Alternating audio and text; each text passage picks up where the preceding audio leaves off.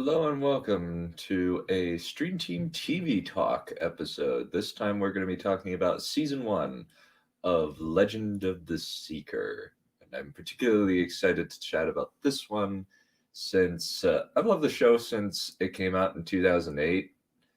And then I eagerly awaited each episode coming out of Season 2. And I enjoy the show. It's got problems, but I still like it. But I must bring in my guests. So first off, let's bring in Campiness.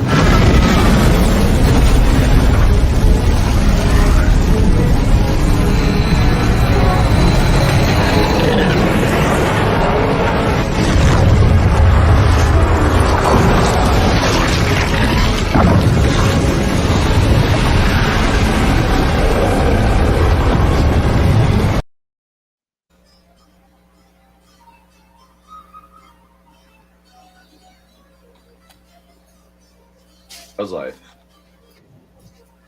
Greetings, your lord.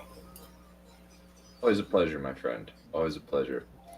Now, we have our friend, Mr. Dollface, returning to the show after our Wheel of Time book reader coverage. Let's do this one. Beginning, middle, end. Facts, details, condense, plot, tell it.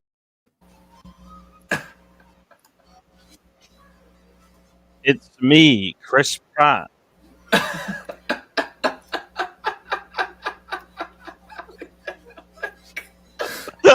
I don't know why that's funny.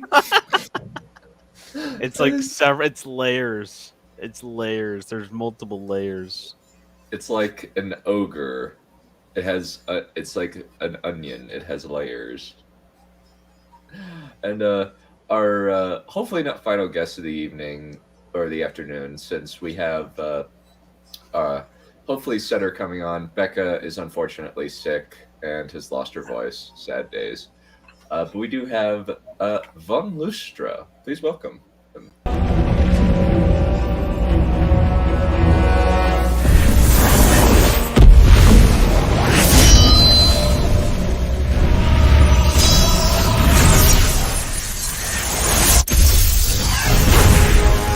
My old enemy. You cannot hide from me. Nice to be back. Yep. And I've brought something with me. Uh-oh.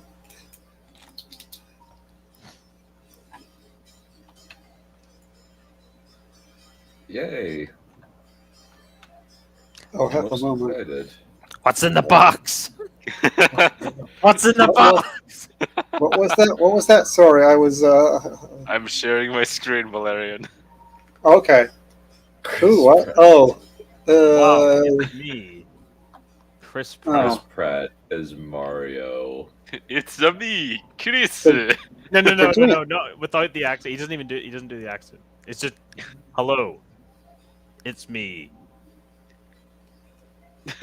Are they doing live action or animated? No, it's Animated. animated. He's gonna do Oh. the voice. Thank God, at least it's animated. But it's still like white bread American is playing a freaking Italian. Like I want like This is fucking really Joe funny. Pesci or some shit. or give Robert De Niro. Robert De Niro's more Italian than Chris Pratt. Or just get Charles Martinet, who voiced Mario and several other characters for years. It's a me, Mario. It's Oh, time. God, no. It's a time to meet your maker. No, that's Yeah. not. I just... There's something about this image that I don't think will ever leave me. This black and white image of Chris Pratt with Mario right next to it. The funniest part is It that is pretty he is amusing. the only cast member who has a black and white image. Yeah, Really? that's the secret is that he's actually like that in real life, and they have to colorize him manually. People don't believe it, you know. People don't believe it. They'll think, "Wow, this photo's edited." So all of the paparazzi have to edit their photos, or else people will think, "Oh, that's not real." but he's actually in black and white. That's the secret. That's my secret, and I'm always in black and white. I'm always in black and I'm white. always in black and white. Greetings from my.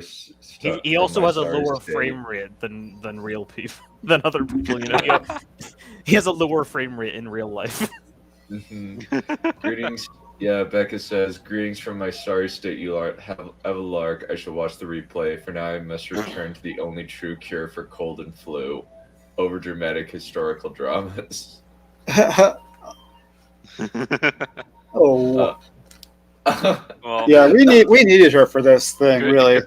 Could this stream be considered an overdramatic historical drama because we're talking about the casting for the Super Mario movie?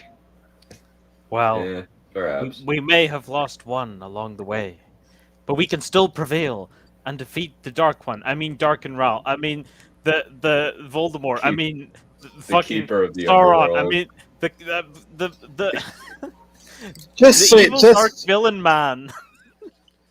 yeah, just call him nasty. Yeah. So, what is a legend of the Seeker? A legend of a Seeker. What is a Seeker? And is Randall Thor a trans? What was that? You were laughing, but I couldn't hear what Is you were saying. Randall Thor a trans icon? Oh. Oh, you mean like RoboCop? There's a Yeah. lot of other Wheel of Time characters that you could pick for that. Yeah. Like Arengar. Yeah.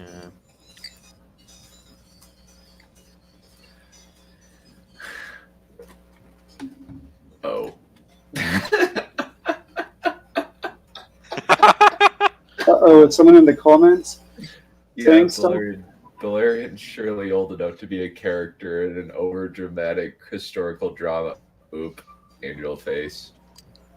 Well, I don't know. Seems Not younger even a- people could be... Not even an Younger actor. people are... Will you not interrupt what I'm saying, talking? Younger people are pretty good at being over-dramatic, too, you know. Although... Not even an actor, not even acting as a character. Like you are the character. You're literally from this history. Death. Well, I do tell people to die horribly and painfully a lot. Yeah. And I was that thinking... is based. I was beg thinking... your pardon. Most certainly not. I don't belong to any of these stupid cliques, Clicks. clicks, whatever. I don't do these stupid cliques. I didn't know you Heck. played soccer. Back in my day, political flame wars were bad, but at least they were about something. Now it's just a bunch of little playground cliques yelling insults about each other. And also, they had actual flames. We actually burned people to death with fire in real life Oh wow! Yes, that was a riot. back Yeah. in the 1400s. You remember those days clearly, don't you, Valerian? Yeah, maybe. We don't want to get too much into old jokes, though. Yeah, probably not. So, Legend of the Seeker. What is... So, Space Junk actually asked a pertinent question, even though it was a joke. What is it? The answer to that is actually weirdly complicated. It is based on a book series called the Sword of Truth series by legendary asshole Terry Goodkind. And I don't feel ashamed to say that, even though the man is departed this mortal coil. Ironic. His name was Goodkind, and yet he was not Goodkind himself. Yeah, kinda. This is a guy who's willing to make fun of people who his peers who have heart conditions, all because they didn't show up to the same panel convention. Have we yet mentioned? I'm sorry. And makes fun of his cover artist. Oh yeah, that was the bit I was going to ask. We've mentioned yet. He made fun of his cover artist, and we looked at the art. We didn't see anything particularly bad about it. I mean, I think some of it was the heroine wears boots or something, and for some reason this was. He, weirdly enough, played the sexism card on that one, despite the fact that his books have more rape than A Song of Ice and Fire. Yes, they sound very, yes. He's got some bizarre things going on. That's just, from what you've said anyway, unless you're lying to us. Maybe you've been lying to us all along. It's about cute little rabbits hopping in the field. Maybe that's what his books are actually about. You're just been lying all this time. Well, there are Winnie the Pooh wholesome moments in the book that are mixed in with graphic torture porn. In the same scene, right? More like chapter by chapter. There's even like there's a I think there's actually a talking dog at one point. I'm just imagining fucking Piglet in the fucking Mord Sith like outfit. What the? Did I just hear what I just? Did I just hear what I just heard? Oh bother! Stop it, Piglet. Bother, said Pooh. I'm being tortured. Yeah. Imagine Tigger in a resistance camp. Actually, Kanga would be the Mord Sith, wouldn't she? But would Kanga be a confessor? Either because she's the only female. Yeah, Kanga would be the mother confessor. Yeah, definitely. Yeah, of course. And then the oil would be the wizard. Zedekiah Stuhl-Zorander. We'll get into that. So Dark and Roll is Eeyore, I guess. Well, he would be the. I think he would be the Heffalumps and Woozles. They would be, the Daharans would be the Heffalumps. Yeah. Hole, a heffable horror lump. And so surprisingly enough, this book predates A Song of Ice and Fire. I don't believe that it at all influenced The Song of Ice and Fire, because this is very boilerplate, generic fantasy. Like, you have the magic sword, the chosen one, the wise wizard going off on an adventure, the MacGuffin. Very, very soft, out of nowhere magic that solves a lot of the plot. And then the Deus Ex Machina at the end that solves the whole thing, and then rinse and repeat for the next few books. It's pretty much the exact same structure for like five or six books. And I just quit after I got to the beginning of book 6 and I'm just like, I am done. I can't take this anymore. I lived up to my name, if you hadn't noticed the pun. Oh my god, that's the most brilliant thing I've ever heard in my life. I've never thought of that pun before. Got him. Pardon me. I'm glad to be the source of such amusement. Don't mention it. Yeah. And for some reason, this book series got picked up by Sam Raimi, fresh off of finishing the Spider-Man trilogy. He decided, hey, I want to get back to my TV show roots. And one of his friends just gave him this book series. And he definitely at least read to book 7, because Jensen Rahl doesn't show up in one of the characters that shows up in the show doesn't show up until book 7. So he at least read that far. And I get the sense that he liked the ideas of the book, but didn't like the content. Yeah, his business partner Joshua Donan encouraged him to read the book. So he gave the books to Robert Tapper, who is his co-producer. Mm-hmm. And they've been pretty much most of their various through all of Sam Raimi's projects, his twin brother actually is the map maker. Cool. Sam Raimi his brother Ted Raimi shows up in the Mapmaker episode in a short guest spot. which is Oh, the funny. magic. Oh, the magic. He acted the role. Okay, he didn't. He acted the role of the chap with the magic maps. That's what you mean. Oh. Okay, Yeah. yeah. I can see the resemblance. Yeah. Yeah. Yeah. Well, they're twins. They should resemble each other. You would think That so. would make sense. Yeah.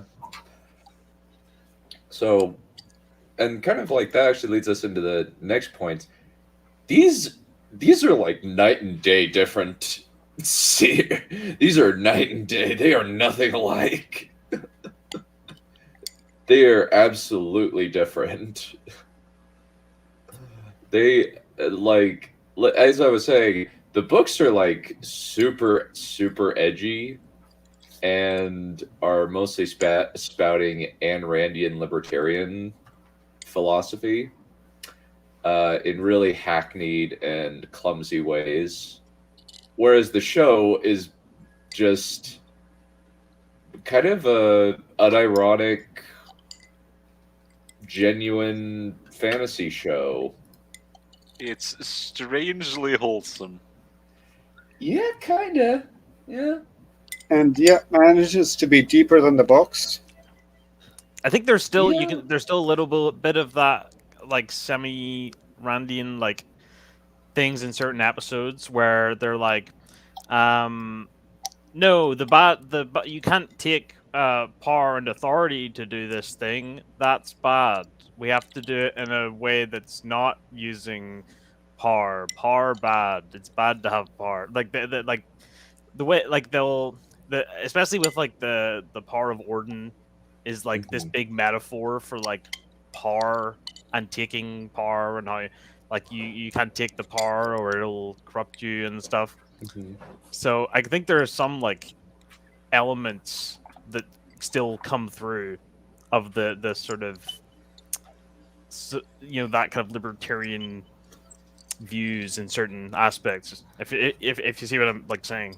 Yeah, although power corrupts is hardly limited to any particular political ideology. I mean, I guess, but it's like it is still kind of the whole idea of like I don't know about that it is kind of I can see the relation, you know what I mean? I can see the relation to the idea of like being anti government involvement in stuff. And that being kind of similar to the idea of like it's bad for to just have this power that is based on that is power for power's sake, and the idea that people should be free to govern themselves and stuff. And even especially also there's that episode with the trial as well, like where they have this big trial, and it's all about like having fair trials and things. Yeah, but that's not necessarily Ayn Randian. A lot of people hold that view. It's fairly standard in most democracies. It's not the property of any particular political sect. So even the whole confessors and stuff is very like it's like polycentric law, where it's like the law comes before the ruler per se. Like it's the judges first, then kings is how it's supposed to be.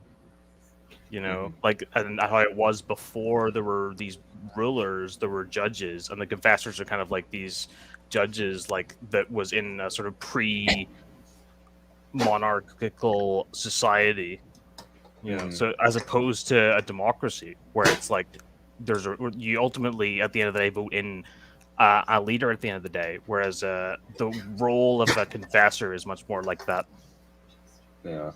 polycentric law type of view.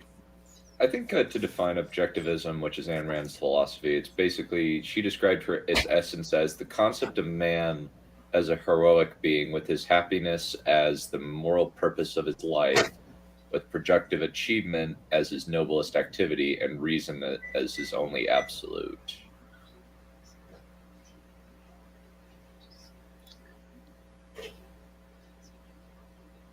So maybe we should continue with the actual show now. Yeah, but the Seeker show is actually like kind of corny, which the books It are is, not. yeah. The show is extremely corny, but in an entertaining way. Like, I think on 2 occasions, you have Richard using his sword to deflect crossbow bolts like it's a lightsaber. Uh, I was just like, okay, this is just hilarious. This is I think this used to be cool, but now I just find it like hilarious. It's always like because- the intermittent slow motion as well, with all the action is like it'll be slow motion for a bit, like half a swing, and then it'll go back to normal speed. Do you know Oh, what I mean? yeah. Like it'll be like, you know, it's like We've often remarked on that. I love the slow mo bits actually, but the bit with the crossbow, there was this one bit where he deflects the crossbow, but then they also shoot a crossbow at Kaylin, and she just contorts her body, and it goes like under her, over her, or something. It's just so hilarious. How like the crossbows are being shot at point blank, and they manage to miss them. yeah. I find the It's just- confessors so goofy. Like the fight, anytime there's confessors, like not just Kaelin, but like the episode where there's like all the other confessors and stuff, and they're just women with knives fighting these like trained soldiers with like proper weapons, basically, and they're just like spitting and shit, and it's like, how is this supposed to work at all? Like how? This is And- it's so silly. And I think when like Kaylin's sister confesses somebody, she has the creepiest look on her face. It's actually pretty frightening. And that face that she made was pretty freaky and weird. The confessors are scary in general. Yeah, kinda. I like the eye thing. I mean, they that do. can take away your free will. That's Like, a little scary already. Yeah, there's a lot of that in both the book and the show in terms of the Mord Sith use torture in order to break somebody's will, but the confessors only have to touch somebody to take away their free will. And they just do the like weird real eye life. thing. Yes, they do the weird eye thing. Yeah, Sorry. I like carry on. the blood rage as well. Is pretty cool. yeah. Yeah, where they're just like, grr, I'm angry. Grr. Yeah, in the book, it's actually a lot more edgy. Is that true, Bright Lord? There is actually a thing in the second book where it's described as the dance of death. Yeah. Does he dress like Darth Vader? Well, he dresses in a sleeveless vest after he becomes a wizard.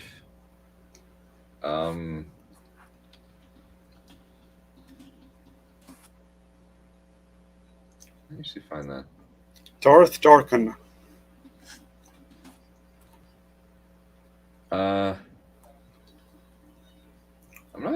I don't know. I don't think so. I don't think that looks like Darth Vader. I'm not sure. No, I would say no. Let me share my screen real quick. This is the only image I can think of that does that thing in the artwork. I can't remember actually. It's been a long time since I read the books. Where's the weird helmet? Yeah. Sorry. Yeah, I don't know where the weird helmet is. The benefits of an name-only adaptation. Yeah. Well, part of it's just like the books are not very good. I'm sorry to Sword of Truth fans. These books are not very good. They're extremely formulaic, and they have they're not as deep as the author thinks that they are. They're pretty shallow, and the characters are not very good. At least like Richard's good, but he's not good in a Gary Stu way. It's also kind of like the books are actually kind of racist. Oh, like the whole Wow. Daharan thing.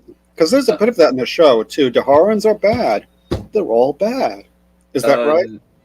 Well, No. no, not really. I mean, No. there's a lot of episodes where it's like there's the episode where the episode where he's like infiltrating the Haran camp. And they show And they show he the goes off captain's with like family, the captain. And he goes to his family, and it's like these like real people and everything. Oh, yeah, that one. And there was the one where the chap in the tower who wanted to kill Dark and Roll, and there was a conflict. Yeah. That was actually quite good because there was there were two characters. In fact, I think Butler to every moment was saying things like believable conflict or character development and things like that. He was like shouting these things out every few moments, Yeah. and because Oh, go for it. Sorry. Yeah. the chap.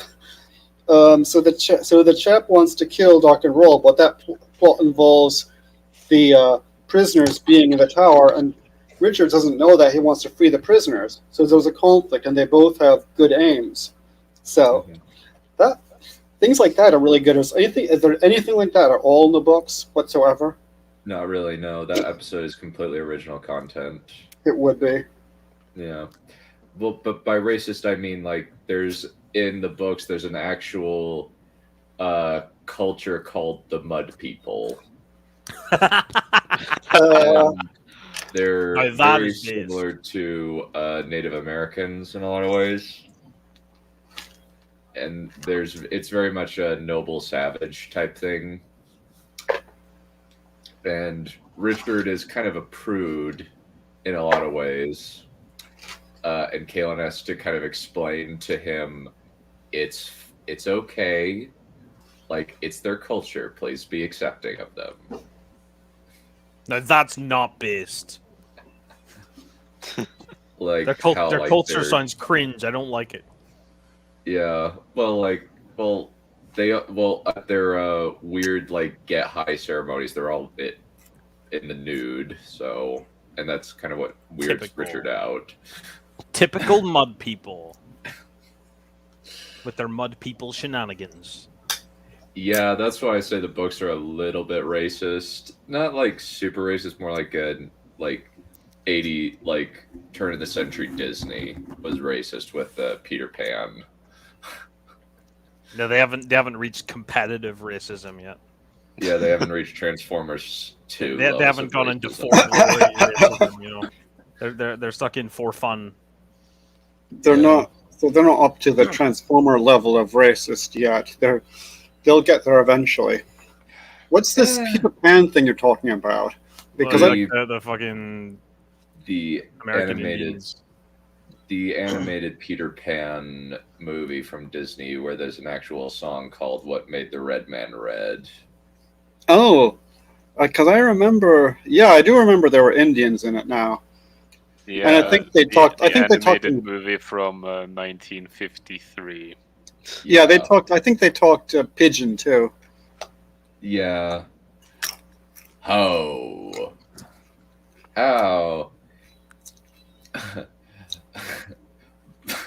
It's actually pretty racist. That original, at least like in the 2003 Peter Pan, it's like pretty respectful. And then like you have Pan, or you have Rooney Mara, who is as white as you can get, playing an Indian princess. Is this a live action version? Yes, this is live action. Yeah. Oh God. Yeah, it's strange. Yeah, Peter Pan is very hard to do without coming off as really racist, because the book itself is kind of racist. I mean, the book came out in the early 20th century. It had the mores of the time. But yeah, flashback to the scene where the Autobots with big teeth tell us they cannot read. Oh God. Yes. I guess you'd call that very based, wouldn't you? No, pretty I just big. call that ridiculous. I just call that all that asinine. Well, No, it's stupid. based. It's based. We have entered Basedville. Beastville. people still say Bill though. Depends. Basetown. Base, Yeah. 'cause they said Ville in my youth, but then Yeah, they I said said Basedville. Yeah, well, it's because of Townsville and fucking Powerpuff Girls. yeah, they That's said why I think of Ville. yeah, because in the '60s they said, and maybe the '70s. I don't remember the '60s very well though, but people said things like Dolesville. Then in the '80s they said like boring city, man. They turned Ville into a city. Boring city, man. So I don't know what they do now. I know, wasn't it also in Scooby Doo? In the Scooby Doo movies, it was Coolsville. Yeah, that would You're be. trying that to make would- you're trying to make it look like I think Coolsville sucks. Don't clip that. Delete that. That is actually such an iconic scene. That is Yeah. like that is the most important message that Yeah. people need to hear these days. You know? Benefits of in-name only. It's less disgusting, and it doesn't involve having young children torture people. And it has Bruce Spence. Mhm. And it has Bridget. Oh God, Regan. Ah, the hot lady. Yeah, Yeah. Bridget Regan is like, I think this was like her first role, and I think that apart from maybe Bruce Spence, she's actually the best actor on the show. She's good. Yeah. Yeah. And she's hot. Yes. More attractive or less attractive than Amelia Clark? Attractive in a different way, maybe. I think like Leaning towards more. So I think Amelia Clark is attractive in kind of a girlish kind of way, whereas Bridget Regan is a woman. But not like a Catwoman, like woman kind of way. No, she's, Funnily enough, this is not Bridget Regan's first role. oh really? No, well, her first role was as a character just called Woman in a TV series from 2006. Okay, so it's her first major role. Let's see. She was in Sex in the City. As Bridget a minor Regan. role. Let's see what it says. Da-da-da, her career. Let's see. 2006, she began filming Legend of the Seeker, but... Oh wait, this wouldn't she have- is in Batwoman. She's Poison Ivy, or she's going to be Poison Ivy in Oh, Batwoman. sod off, Batwoman! How Oh, dare no. you? Oh no! No. What have you Sod done? off! Sod off! Okay, I have to. I need to use this. I need to use this. I need to use this like right now. Fuck you, fuck you, fuck you, fuck you, fuck you, fuck you, fuck you, fuck you, fuck you, fuck you, fuck you, fuck you! Yep. Oh And, no! A lot of comic book fans wanted her to play Wonder Woman. It says here. I would be perfectly okay with that. Oh yeah, she'd be good. She would be really good at that. Yeah, I mean, she'd be really hot in terms of look. In terms of looking, she'd be really good. yeah. She can act it. Yeah, like and like I think like she would do a better job than Gal Gadot, since even though Gal Gadot is a very attractive lady, she's a very bad actress. Yeah, once she stopped doing the Anne Hathaway impression in BVS, she just goes off the rails. Yeah,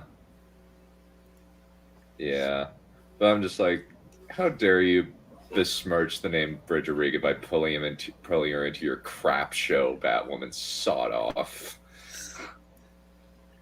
Well, looks like it's true. She is going to play Pamela Eiley, or Poison Ivy, in at least one episode.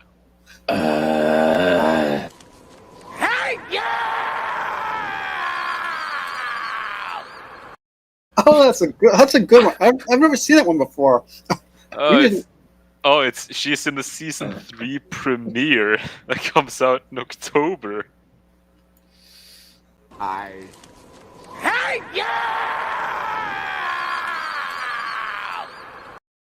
So where was that Oh, clip when we were doing Fire Cannot Kill a Dragon? We needed it back then. I can't remember. Yeah, I think I got that, but I just didn't use it. I just like, ugh. But this just describes my whole feeling toward that whole thing. Hate. Double hate. Loathe entirely.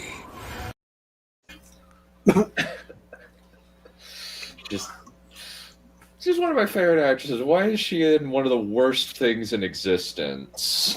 One of the worst shows in existence. Please shoot. Well, a lot of good actors and actresses were in Game of Thrones. Batwoman is worse than Game of Thrones. What? No way. Game of Thrones only became bad after like 4 seasons. Batwoman was crap from the start. Yeah. And it didn't somehow let me managed to go on for 3 seasons. Like Batwoman didn't let me down. It was about like, yeah, that's about what I expected. Yep. Oh no! As soon as you say it'll be perfect when it fits a woman, you know that you're in for a When it crapshoot. I mean, what the hell is wrong with you? I'm really asking. So let's see if I can think of any other examples of the benefits of an in-name only adaptation. There's less torture, character development, It's actually family friendly. and they're really and Kaelin is hot, and so we got like 3 benefits at least. And that one episode where Bruce Spence is pretending to be the fucking ant. Pretending to be who? What? Yeah, That's season 2. Is that season 2? They're all like blend together for me. Yeah. I watched it all so fast. Yeah. So, well, you don't get. I think. We'll save Zedek Azul Zorander and Drag for season 2 discussion.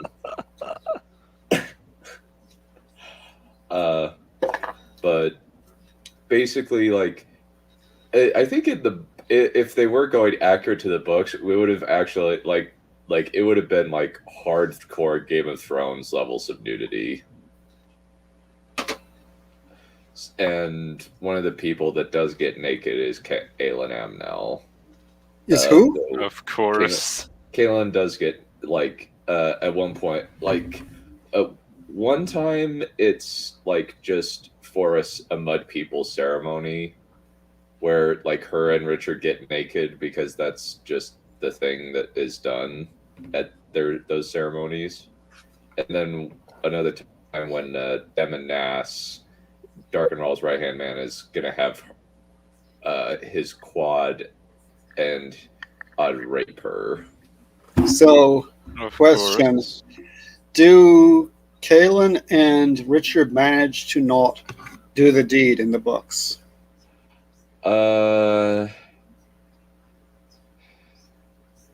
Is that a spoiler? Well, I'm not reading the books anyway, so. I'm gonna keep that a secret because it's actually like, so one thing that the show did was there's actually part of the Deus Ex Machina at the end is actually moved to the end of season 2. Dollface, I think you'll know what I'm talking about. I think I know what you're talking about. Yeah. Yeah, where kind of the resolution of that conflict is at the end of the first book. But I won't tell you what it is, and just kind of like because the TV show makers decided, no, we're going to hold off on this thing. We're going to build it up a little bit more. We're going to wait till the end of season 2. We're not going to do it at the end of season 1. That would be cheap. Okay, because I was going to say if they're like naked together in this, even in this ceremony, then Yeah. then No, it's they going to don't be belong. then and they're together, traveling together all this time, and on top of that, they're I don't know, no comment. Yeah. Well, like they don't like they're in a group of people. Yeah, Like but I they're mean, all they saw each naked. other like they saw each other, but they've seen each other not wearing anything, and they're traveling Yeah. together all this time. Yeah. So no comment. Yeah. Maybe it's just because the fact that they're covered in mud kind of helps as like a secondary layer of clothing or whatever, like a skin Yeah, suit. maybe it's a real turnoff when they're wearing mud. Yeah, they don't want to get diseases. They don't want to get diseases from getting stuff in the wrong cracks. No comment. Anyway, so there's actually like a lot of fairly like good moral conflicts. Like I think like the one that I really thought was very intelligent was actually the magic potion episode. Which You magic remember potion? the magic potion episode where kind of like this town is basically addicted to liquidated magic. Oh, Yeah, yeah. yeah. Where the kind of the thing that kind of like Richard has to use one of the potions to track down Zed, and the idea is that he actually loses it before they can find him, and he's thinking about going back to get more, but then like Kalen says, use your actual skills based on what you already have, rather than just using an easy out. Yeah. I've mentioned I like the bit where there are these terrorists, but they're on the good guys' side because the fact that people use terrorists means on behalf of this or that cause does not mean that the cause in and of itself is bad. Mm-hmm. Like basically like this resistance troop, this little cell of resistance troops wants to release basically a underworld Gas, isn't it? It's like it's not even it supposedly contains the screams of the underworld, and basically anybody who hears it dies. it's like one of those fucking capsule things from Monsters Inc. Like, wow. Well, let's I think any other thoughts on the benefits of an in-name only adaptation, because I've pretty much said most of my stuff. Well, it's the fact that you get to Well- use the concepts, right? You get to use like Yeah. the concept of a confessor and that like that power set and stuff, and that kind of you get to take that kind of stuff and go like, oh, this is interesting, but then use it to make an actually like good story. Well, like relatively. I would say yeah, and also like they didn't use the Gollum ripoff that's in the book. Mhm. There's an actual Well, the Gollum thing ripoff about- named Samuel in the book. I'm not being ironic. I wish I were joking, but there's an actual like former seeker who's gone insane and is obsessed with the Sword of Truth. And he's like following Richard around. You'd think they'd be obsessed with the three books of Orden. Well, it's kind of the idea that he used to be a seeker of truth, and then he went mad when it got taken away from him.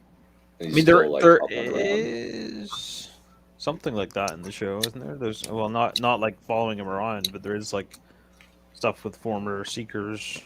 The Necro episode. Yeah, kind of the idea. I think that was more just like he wanted to bring his lady love back so that they could do the dirty in the in the flesh, because But He they did, he use did go mad for though. centuries. He He did go mad, yes. He did go using mad. other using other people's bodies though, which just makes it a little bit. Yeah. And then they fuck! No comment. Oops. Yep. Yeah.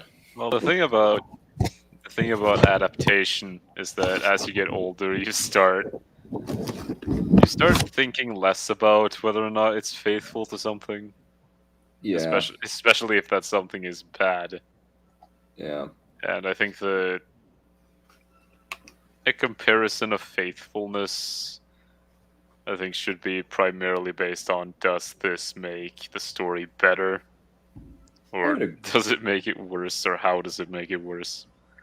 I would agree. I would definitely agree with that. It's mainly just like, I just find it kind of amusing that kind of in 2008, like, Aragon was relatively faithful to the book.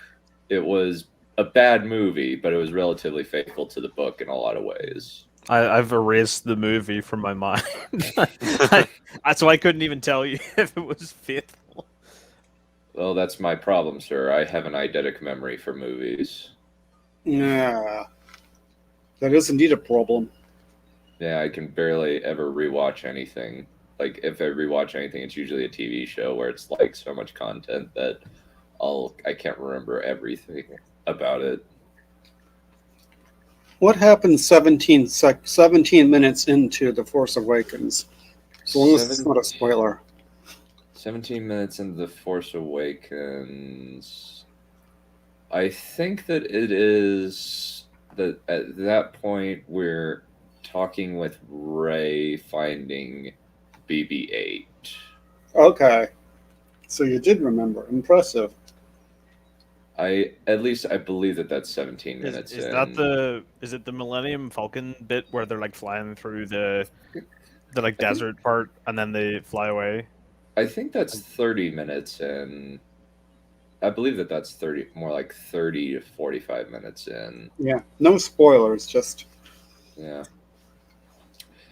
It's a trash movie. I don't care. no, it's brilliant. Shut up. You're the one fucking movie that I know way too well is the B movie, because I made you know that one guy who did the like reading the entire B movie script video. I haven't seen that one time. No. Well, I went through the entire B movie and dubbed it over with that guy reading the script of the B movie, so that him reading it went along with the actual movie playing. Yeah. And I went and made that whole fucking edit, not even to upload it, just for my own amusement.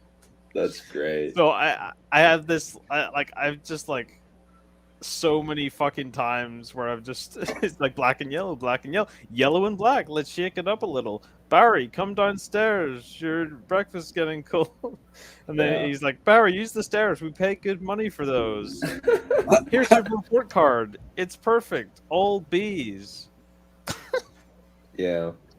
But I'm kind of like, I think like with like Seeker, it is so wildly different from the books in pretty much almost every way. That it's kind of just, wow. It's almost like they were deliberately trying to be inaccurate, because 90% of the show is show only content, and kind of weirdly enough, a lot of the best stuff is show only, whereas some of the worst stuff is from the books. I still think that episode where it was what was it? It's like the spell. You know where it's like the spell where he's like asleep and it's like the 3 stars in the moon and stuff, where it's literally just a recap episode disguised as an episode. Like it's literally just we're gonna like I feel like a lot of shows, especially shows that have like 20 like episodes or something a season, have an episode like that. Mm-hmm. I was watching Stargate SG-1, and it has an episode that's pretty much the exact same like thing, where they just have like some premise that gives them an excuse to use old footage. Yeah. I think that one was one of the more creative ones, like where the bad guy is literally trying to walk him through the story in order to get to where the thing is. And we also get the part where, also full spoilers if you didn't know, where Richard's brother Darken Rawl pretends to be Richard's ex-girlfriend. Yeah, I was about to say. Oh God, no! He's, God, like, no! flirting with him. God, kill it dead. But I was just checking the Wikipedia article because there's this interesting bit where Terry Goodkind is commenting on the show. Let's see. It was like he's going to be pretty involved, and then like a few weeks later, it's like I am not going to be involved. They're not interested in my ideas. Yeah, something like that. Where? I'm trying to find that bit in here. Trash fantasy books. That's going to be difficult since I think the Millennium is fairly like pulpy fantasy. You could also do Conan. I think it's Those are really two, hard options. to read all the way through something that's trash. Whereas, like, I feel like it's really easy to watch a trashy TV show. Like, it's really easy to just watch like 40 episodes of a TV show and fully thinking this is terrible. Whereas, like, I feel like reading a book is so much more like you have to deliberately read it. You know? It's a little bit more mentally intensive. Yeah, it's a little bit more like I have to actually imagine this shit. I have to spend my mental energy conceiving, comprehending, even. I guess you could also read the Mortal Instruments, which are apparently like pretty bad. Twilight's Potter pretty fanfic. bad. I was thinking Twilight's pretty bad. Yeah, let's see. They wanted to. One of the writers says they wanted to, quote, honor the books without literally translating them.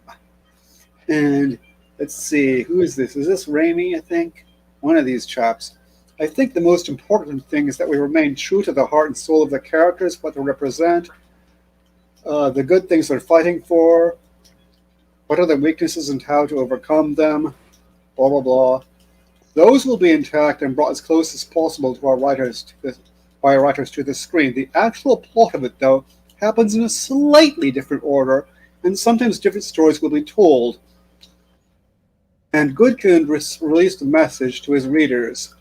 No series or miniseries or feature film can follow the underlying book exactly. Sam Raimi and his team want to keep the TV series true to my vision, so rest assured that I am going to be intimately involved in the writing of each of the episodes. But then after production started, he made another statement, saying, I have no input whatsoever. No, I want you all to understand that ABC Studios chose not to consult me on actors, scripts, or any other aspect of the show. I've had no input whatsoever on the TV series, so I'm the wrong person to write to or complain about the show. So no comment except that the bits we complain about are probably the bits that are closest to the books. I love this bit. How's everybody doing? Can't say I've seen the show, but judging by the top right photo, this is my type of kinky show. Yes. No comment. It's definitely Yes. it's very cleavage friendly. Let the horny flow through you. It's definitely very cleavage friendly. Like Yeah, I'd rather go for it. Sorry. I'd rather it were a Kalen one. Sorry to interrupt you. I'd rather it were a Kalen picture, but yeah. Well, kind of like Kayla and Amnel, like it's basically like no female in the show, unless they're like kind of older, has anything less than like just really low cut dress. Just huge bodonkers. Just massive bodonka honkaroos. Yeah. And unless you're a Mort Sith, in which case you have it covered up. But with them, it's like skin tight red leather, Yeah. where nothing is left to the imagination. Then the one episode where it's the thieves that are impersonating them and they go skinny dipping. Yeah, that actually like is one of the best showcases of Puerto Rican's acting, since she does not like act at all like Caitlin. Yeah. Go for it. Sorry. I'm sorry, you were talking.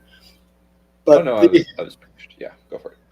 Thank you. The giveaway is the bit where she's like drinking out of this pitcher, and like, why is Kaylin drinking out of a pitcher like she's some kind of, I don't know, trash lady from the bar or something? And Like that was a giveaway. a barfly. Yeah. Yeah. Or like when she just starts chowing down on a leg of mutton. Or when Richard is banging another chick that's not Kaylin. And there's the bit where she's skinny dipping and she's like, hey, let's have some fun. Yeah. And it's like, and Richard, instead of saying, wait, that's not how Kaylin would act, goes, sure. Not that I can blame him. Yeah, no. If Richard Regan did that, I would be like, Damn, shoddy. Okay. Sure. I'd be okay with this. Like, she's old enough to be like, she's 14 years my senior, but I'm still like, I'd be okay with this. Yeah. Fine. Gosh. Yeah. But one other thing that like I think about this show is the magic kind of gets broken in the last 2 episodes. Hardcore. Like the bit where I think actually the second to last episode.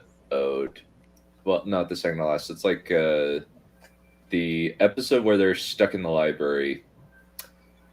We should probably like go over the plot of the show. Actually, There's a plot. So is it like it's the last episode before the 2-part finale, essentially? Pretty much, where kind of the idea is that Richard Cypher is a Luke Skywalker-esque figure who's been living with a man who is not his father, and it has a wise wizard and a beautiful lady who's got magic powers come to tell him, you have a great destiny to kill this evil tyrant named Darkenral, played by Haldir from Lord of the Rings. And that's actually what they say, too. They say, played by Haldir from Lord of the Rings. That's how they put it. I still can't believe that his name is Darkenral. Yeah, and the funniest thing is he's blonde in the books. Like it's that's true. Like in the show, like no, like Darkenral in the books is like blonde hair to the max. I know. Which is funny because they decided to use Craig Parker's natural hair color as opposed to Darkenral hair, which would make him look like Haldir with a slight beard. It really would, yeah. So I think they made the right choice. Yeah. But lots of things got broken in the last couple of episodes. Maybe we'll get to that in a moment. yeah, but Richard's adoptive dad dies, and his adoptive brother disowns him because he thinks that Richard killed their dad, and Richard kills the Daharan soldier who murdered his adoptive dad, and eventually, in like the third episode, like pretty quick, it's actually revealed, oh, the wizard is Richard's grandpa, and and it's like, but then they wait to reveal that fact to Richard until episode like 15 or 16, so it's a while. But it does color a lot of their interactions, which I think is a good thing. Like in the crypt, where he says, "This is more than just a seeker to me." Like he's saying, like, "This is my flesh and blood. I don't want him to just be trapped in this tomb for eternity as the host of a ghost." That's very touching. Mm-hmm. But kind of through the early bit of the season, we don't really know what the plot is going to be, other than find a way to slip in and kill Darkenral. Yeah, it's a lot of sort of one-off, like, oh, we could like kill him this way, and Yeah. it's like, yeah, we could try that, and then they try it, and then it doesn't quite work, or they miss him, or something else happens, and then some other opportunity comes up. It's like, oh, we could try it this way. This might work, It's like, Yeah, they're it's just rather, throwing a load of ideas just at the keep wall, showing. and just going, we could kill him this way. This might work. We could do it this way. it's rather episodic, and some of the best episodes are the most episodic ones. Yeah, like we were mentioning the magic drug episode. I also like the little listener episode where there's this kid who can read minds. Oh yeah, that kid. Yeah, we all wanted to adopt him, and then we wanted to adopt Rachel in the one with Violet. Yeah, yeah, who is even worse in the books. Ah, Yeah, well, Princess Violet of Tamarang is basically Joffrey Baratheon, and Yeah. she's like dead on Joffrey Baratheon. In I love the way books. he deals with her, though. I love the way he's like, if you tell on me, you'll get the warts. It's like, Yes. got him. Yeah. yeah, that So poor. fucking funny.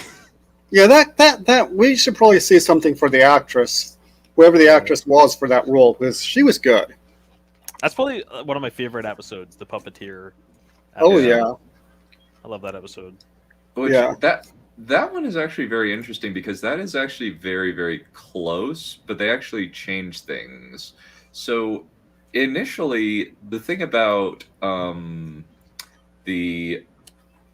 so they actually, one of the things that they decided to do was they actually changed the Giller in the show. You remember the wizard who wears white and is working to try and make confessors or like experiment on confessors. Oh. Okay, yeah. Like In the cave. book, he's a good guy. Like he actually fulfills Zed's role of being very kind to Rachel and actually getting her out along with the box of Orden, and then Darkenrall tortures him to death to try and get the location of the box out of him. Of course, Yeah, of course. yeah, yeah. I actually have that. Let me grab it right here. Of course. Yes, But in the show, Giller's a psychopath. Like he's a mad scientist type, which is kind of an interesting choice, but I think it works well. And his death is actually very satisfying, where Kaelin expels these needle-like objects called the Shirkaya out of her body, and they hit him and just skewer him like a pig. yikes! You were there for that, I think. I was there for that, but I don't remember. But yikes! Anyway, Yeah, but it's very and like it kind of like is interesting that they like decide, okay, we have this wizard in the book, let's change him into an antagonist rather than use Zed as the major focal point of this episode and make him the main character of the episode. I think that was a very smart decision. And since Zed actually doesn't do much in the first book, like he's barely in it. Like he gets incapacitated and doesn't come back until like the last third. hmm. Which is kind of a shame because Zed's kind of funny in the books. I think he's one of the best parts, but and he has this weird curse. Like he just has bags all the time, like, and that's like his curse all the time. So Did you ever- that's I'll go for it. Sorry. that's his what? That's his like what is that Trumpkin says? There's a bunch of there's weird alliterative curses that Trumpkin has, like Beards and bedsteads. yeah, stuff like that. Some things in Crumpus beginning with a C. But anyway, yeah, he's got these alliterative curses. So that's his equivalent then. Or like Tintin's Great Snakes, or Captain Haddock's billions of blue blistering barnacles. Or what in the blue bleeding blazes? That's something like that. Yeah. But after kind of like the first few episodes is kind of just a string of like, you'll get a stinger at the end of each episode that progresses you to the next episode, until finally it's revealed, oh, Darkenrahl is trying to find magical mind control boxes called the Boxes of Orden that basically mean that you are unable to resist this person if they take control of the boxes. That they have all 3 boxes and put them together, which is very different than the book. The book, basically, how the Boxes of Orden work is... Let me actually look it up. So you gotta put them all together, and one of them can kill you. The other can give you control over everything, and the third does nothing. If I remember Yeah, that's correctly. the Wi-Fi. That's the Wi-Fi router. No Wi-Fi. Yeah, and you gotta pick the right one after you've put them all together. Yeah, the password's on the bottom. Yeah. Yeah. Well, basically, like, it's... there are 3 possibilities. One box will destroy the player, will kill the player. One will destroy all life in the world, and the third will grant the player ultimate power over life. Kind of an absurd set of And games. then maybe the internet will work. Maybe. Wouldn't it be a riot if you accidentally destroyed all life? Yeah. And so, basically, instructions for removing the covers, opening the boxes, and determining which box is which, is in the Book of Counted Shadows, which in the show is just, it contains the secrets of power and is basically prophetic. A prophetic instruction book. I just had a thought. What if it also came with this disclaimer that said something like, Ronco not liable for damage in the instructions? Yeah. And then everything goes wrong, and then they end up suing God, the creator. They're like, "Excuse me, sir. We demand a court," and you like go to like court with God for creating this thing, and you're like, "You did not leave proper instructions for this thing. It was very cryptic. Why do you have to leave it in all these like rhyming couplets and shit? Why can't you just explain it? This is not up to code, sir." Oh dear. So who would try the case though?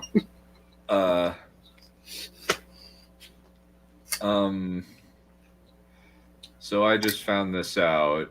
I didn't know this. So apparently there's this spell that's called Chain Fire in one of the last few books that has the potential to unravel reality, but after it erases a person from all memory and evidence. What does that sound like? Yeah. That sounds like something. Yeah. You know what else sounds like something? A magic system that only women can use, and men that use it go mad. Oh. Interesting, because I noticed that thing. Interesting, because I actually noticed that thing when we were doing the Wheel of Time thingy trailer. That was an awful lot alike. The whole gender thing, the whole gender imbalance thing. Yep. Which is one of the problems with the show, actually. Yeah. Well, definitely go into that, but I need to say this. Apparently, Richard uses the Boxes of Orden in order to restore all memory, in order to fix the problem. Oh. Well then.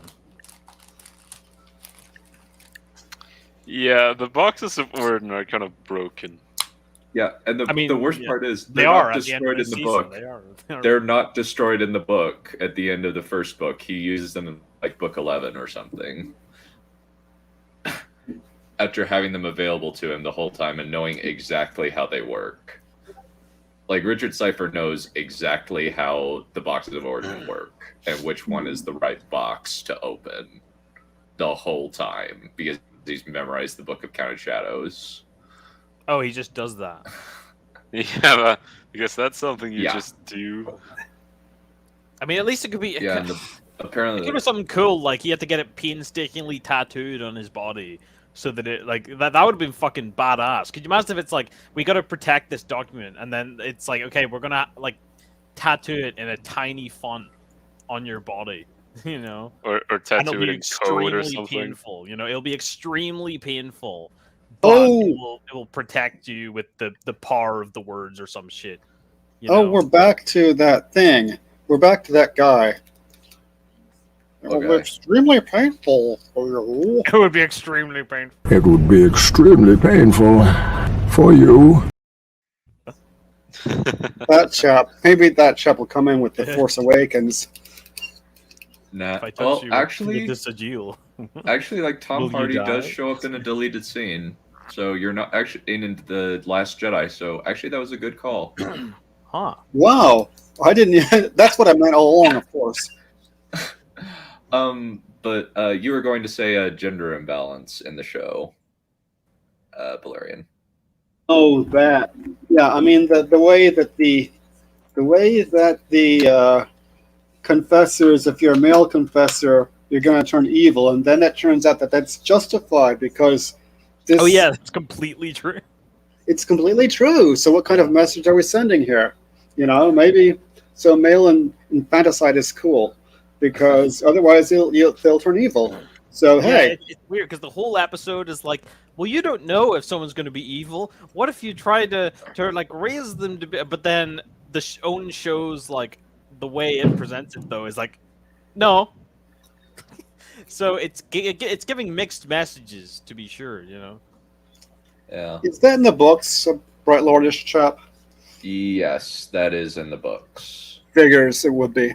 That particular episode is not in the it is not in the books. But I thought, isn't she in the books? Isn't she the last confessor like from the start? Yes, she is the last confessor from the start. There is no other there are no other confessors. And she's apparently like the most powerful of confessors. That's just because like she only has to wait like a day in between Yeah, the show is like, yeah, show killing is like way OP. She's just like, yeah, I confessed someone like 5 minutes ago. Yeah, I'm fine. Yeah. She uses swap powers. Yeah. Well, I think like she only confesses one per episode. Apart from when so- she's like in the blood bridge or whatever you call it. Yeah, in the Blood Rage, yeah, she goes pretty OP. And it's also pretty OP in the book. Like she forces a guy to eat his own No comment. stuff. His yeah. own yogurt. Yeah, his fruits. Yeah. Really no It's- comment. I'm gonna make you eat your yogurt, and Before- then I'll eat your liver Before she crushes his head, and then she crushes his head. with some fava beans. It's- Yeah, I'm eating now, so yeah. But yeah, in many respects, like the books are like I said, the books are freaking dark. There's a lot of gruesome violence that happens in these books. It's very edgy. Seems like. Yeah, kind of like and it's like a lot of it is very much a rip-off of Wheel of Time.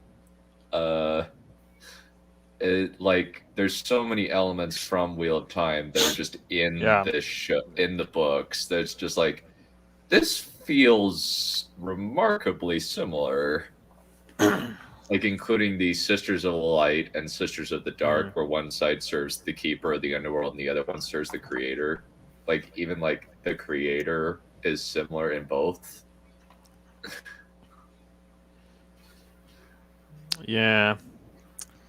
It's only like because I watched the show when it came out and I was sort of rewatching it recently, but I'd like forgotten like so much about it. But after having read like most of the Wheel of Time and going back and watching it, it's like, hang on a minute. Yeah. Hmm. And kind of the funniest part is like it was like Sword of Truth was after Wheel of Time, but before Song of Ice and Fire. Yeah. Which is funny. But the book, like I think like Terry Goodkind was actually asked about the similarities, and he said, if you're noticing the similarities, you're probably not old enough to read my books. Wow. Dude. That is Well, verbatim. What a response. We were going over like this whole bit of him saying obnoxious things in an interview with somebody, and my book is very deep and stuff. It's not fantasy, of course, and it's very deep and profound and great. And I fucking hate that. I hate when they're like, oh no, I'm not fantasy. I'm literature. Oh, Shut not up even and die. literature. Wankery. Yeah, I'll release that. I'll have to edit. I'll have to find which episode we did that in, which commentary we did that in, and release that as its own little thing. Since Setter was like really angry, like Setter was really angry with that one. Yeah, I want to see like a fucking YouTube poop like meme of that clip where it's like, if you don't like my politics, don't buy my book. You know that. But like that, but you just added it. So instead of you don't like my politics, if you don't like my book, don't buy my book. It's like, okay, fair enough. It's like, Yeah. Okay, can do. okay, fair enough. It sounds like a deal. But then for most of the show, it's like keep playing a game of keep away with the last box of Warden that they retrieved from Cersei Lannister's chubby cousin. Queen Malena, who apparently went to war, destroyed an entire kingdom when she was like 12 or 13, just to get like a small pink sapphire the size of a pumpkin seed. Oh, she's kind of bad then. She's cool now. Women, am I right? Of course. But after that, like Dark and Raw, like he's actually like fairly competent in that episode. Like he just like immediately susses out that the box in the treasure room is a fake because Zed has replaced the box, and then he just like, your incompetence is stunning. Yeah. So one thing that kind of, I don't know what to think about it, but the way Zed gets away with the like it's a puppet the whole time or whatever. And it's like, oh, I am the grand puppeteer or whatever, and his body is like a puppet or whatever, right?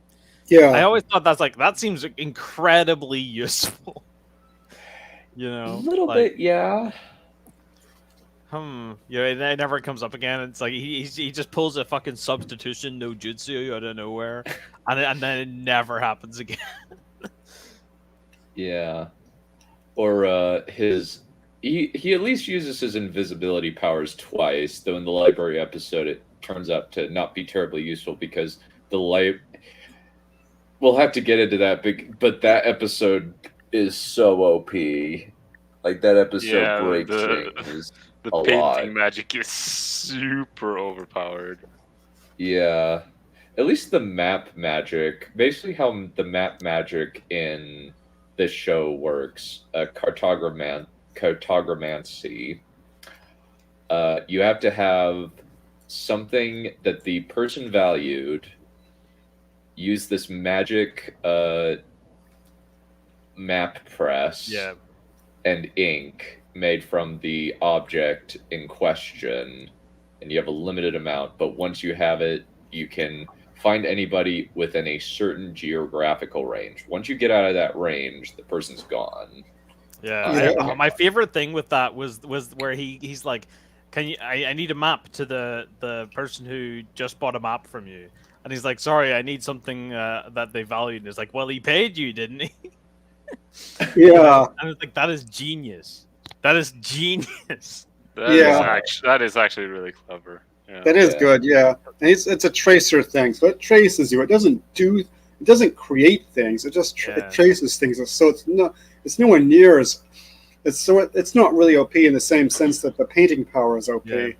But I like the fact that there's a certain like level of like, here's how it works. Like if you explain how it works, and then it's like, so you could do this, and it's like, okay, yeah, you can do it. It feels like something out of a D&D campaign. Do you know what I mean? It feels like something the DM made up, and then someone was like, oh well, couldn't I use his money? You know, and then the DM's like, I guess. You know, I guess given the rules that I set out, I mean, I guess that works. You know. Yeah. What could be more valuable to a bounty hunter than his money? Exactly. Yeah.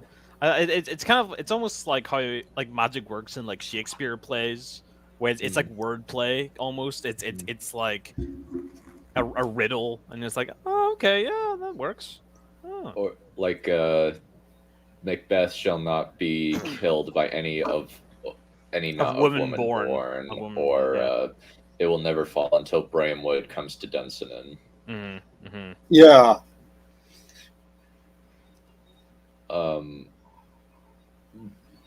And then they manage to get all 3 boxes when Richard's half sister, well, actually sister. Yeah, it is. Full sister. Yeah, sister, full sister. Yep.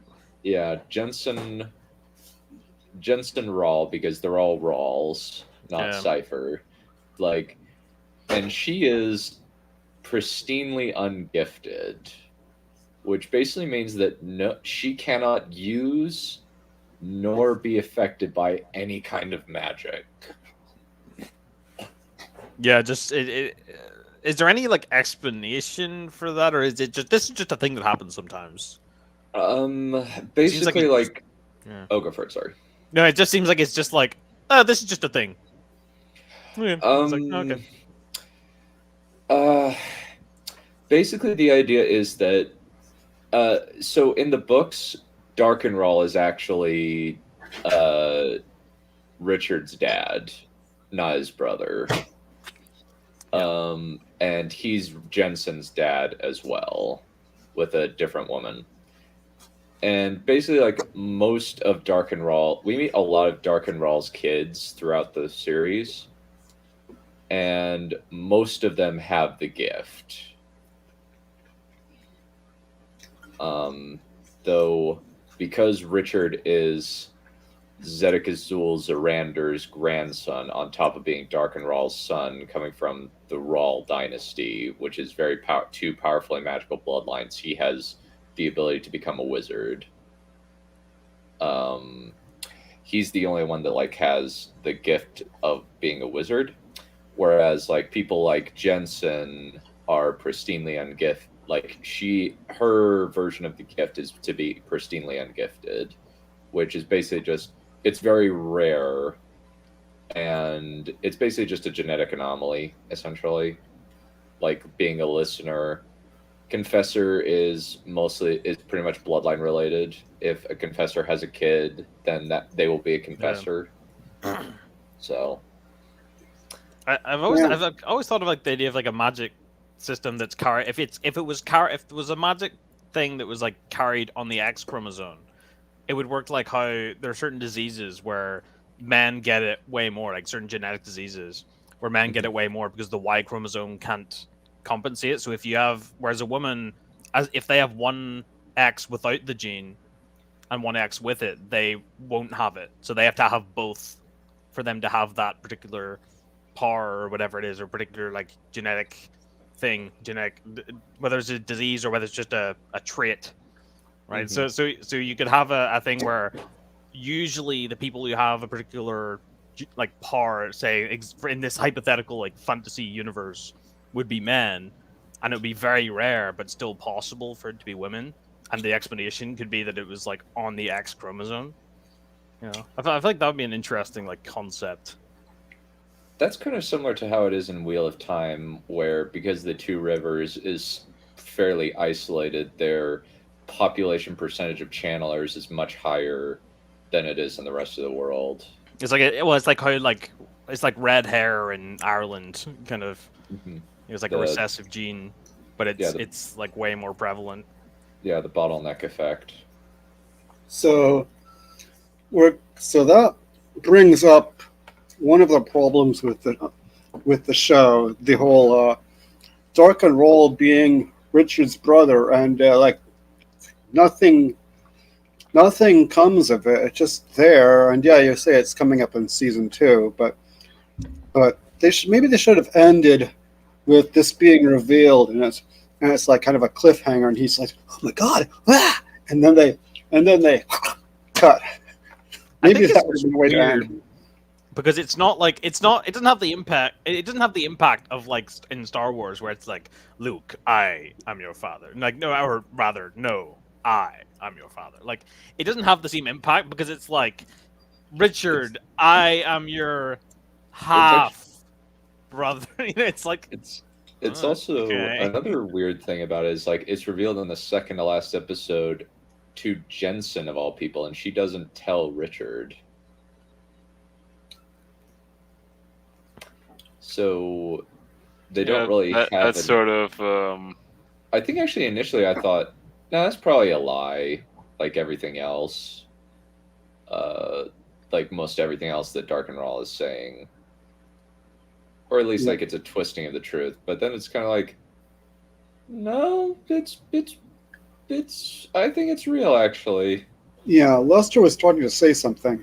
I'll go for it. Yeah, sorry.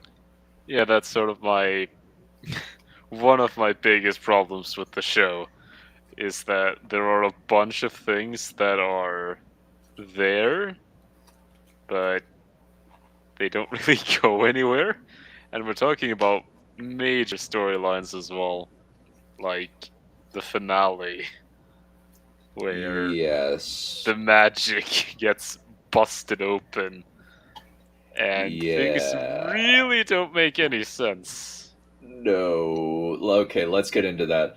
They eventually like one episode that I did like was the werewolf episode, where they actually have basically this Oh yeah. instead of where this guy decides, hey, I need to get the ability to defend my people, so the witch Shota curses him, or at least like it says that she curses him, and then he asks, hey, Seeker, please kill me. I'm this werewolf monster that can only be killed by the Sword of Truth.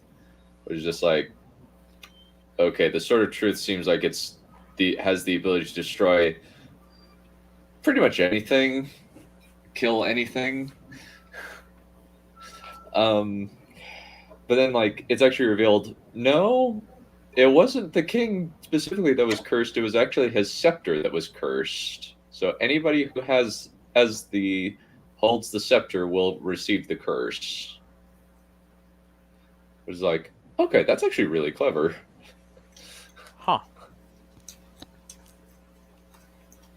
It just means like, oh no, I don't have to recurse anybody. I can just like passively farm out calthrops.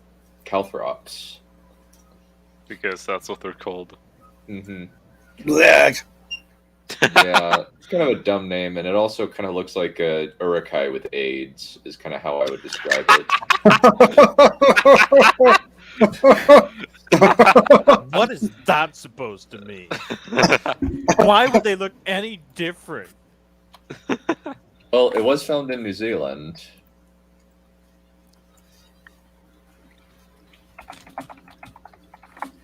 Is New Zealand particularly given to certain illnesses?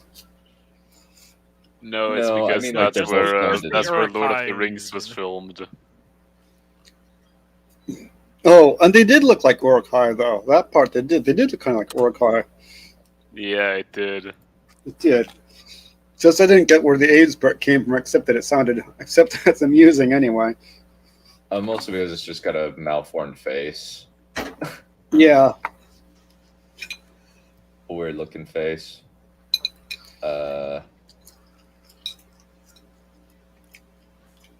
Oh, I found an image. I find it. It's so like non sequiturs. It's like I find an image. There. Yeah. Wow. Yeah, it does Yeah. kind of look like an Urukai with AIDS, doesn't it? That's Yeah. the Urukai-ish one. Yeah, that's the one where it looks like an Urukai. The other one's not so much, but that one, yeah. Very Uruk-ish. Oh no, it looks like Saint Nicholas from it looks like Saint Nicholas from Cameron's Christmas. Yeah. I actually love that movie. I think it's hilarious. It's so that's kind of one, and then they find out from there. Shota gives him a vision, gives Zed a vision like there's a copy of the Book of Counted Shadows, which was destroyed in the second episode of the series, and was apparently going to be the Seeker's instruction manual on how to win. And thankfully, it's not as the Book of Counted Shadows is not as broken as it is in the books.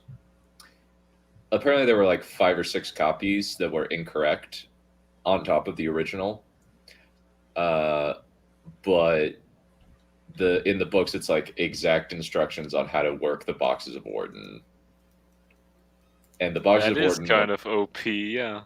Yeah, where like it's basically the number of shadows indicates which box you should open in order to gain power over all life on Earth. Sounds handy. Yeah. And in the book, Richard lies to Darkenrahl because he's the only one who has the Book of Counted Shadows memorized, and tells Darkenrahl, this box will allow you to control all life, and instead it kills Darkenrahl. Got him. Yep. Hit him with the old spicy book. Yeah. And because of that, we get Gotcha. into we get into one of the most broken episodes of the series, the painting episode. So, Oh, yeah. so in this universe, there are various types of magic. Some magic you can learn, some magic you're just born with, like being a listener, confessor, pristine, gifted, or wizard. Others you can learn, like cartogramancy and paintomancy. I don't know if there's any other word for it. Where basically you can, just by painting, not even like having special devices like the Shirkaya, which apparently were used to make confessors. You can paint something, and it will appear in this painting nether realm that you have created. Painting pocket dimension. So Okay, there's a go for it. sorry. Because I was just searching while you were saying that. There is something in Japanese, apparently. Painting magic, Kaiga Maho, is a magic attribute that allows the user to generate and manipulate paint. This magic attribute allows the user to... I'm not sure what. Do something. Well, okay. Oh yeah, illustrations made with this paint can come to life. In order to blah blah blah blah blah, extremely versatile because of the paint's abilities to blah blah blah. But anyway, that's the closest thing I could find to it. Oh, So it's like that. You Kaiga- probably don't even know penny crayon, do you? You probably don't even know what that is. No, I haven't heard of it. Damn. What about Harold and the Blue Purple Crayon? Have you heard of that? No. No. Or that, what about that one episode of SpongeBob with fucking Doodle Bob? I Yep. actually have never. I've only seen one episode of SpongeBob in the entirety of my 25 years on this planet. Yep. Harold and the Purple Crayon. It's just a children's book. The kid has this purple crayon and he draws things and they turn real, kind of. I actually know about that one. Yeah, I've actually read that. Like Yeah. Penny Crayon is very similar. It's like a British cartoon thing. It's like just short episodes. Yeah. And kind of one of the most OP parts of it is magic cannot be used in this painting. Oh yeah. When you're in the painting, except what for am I- the painters. Yeah.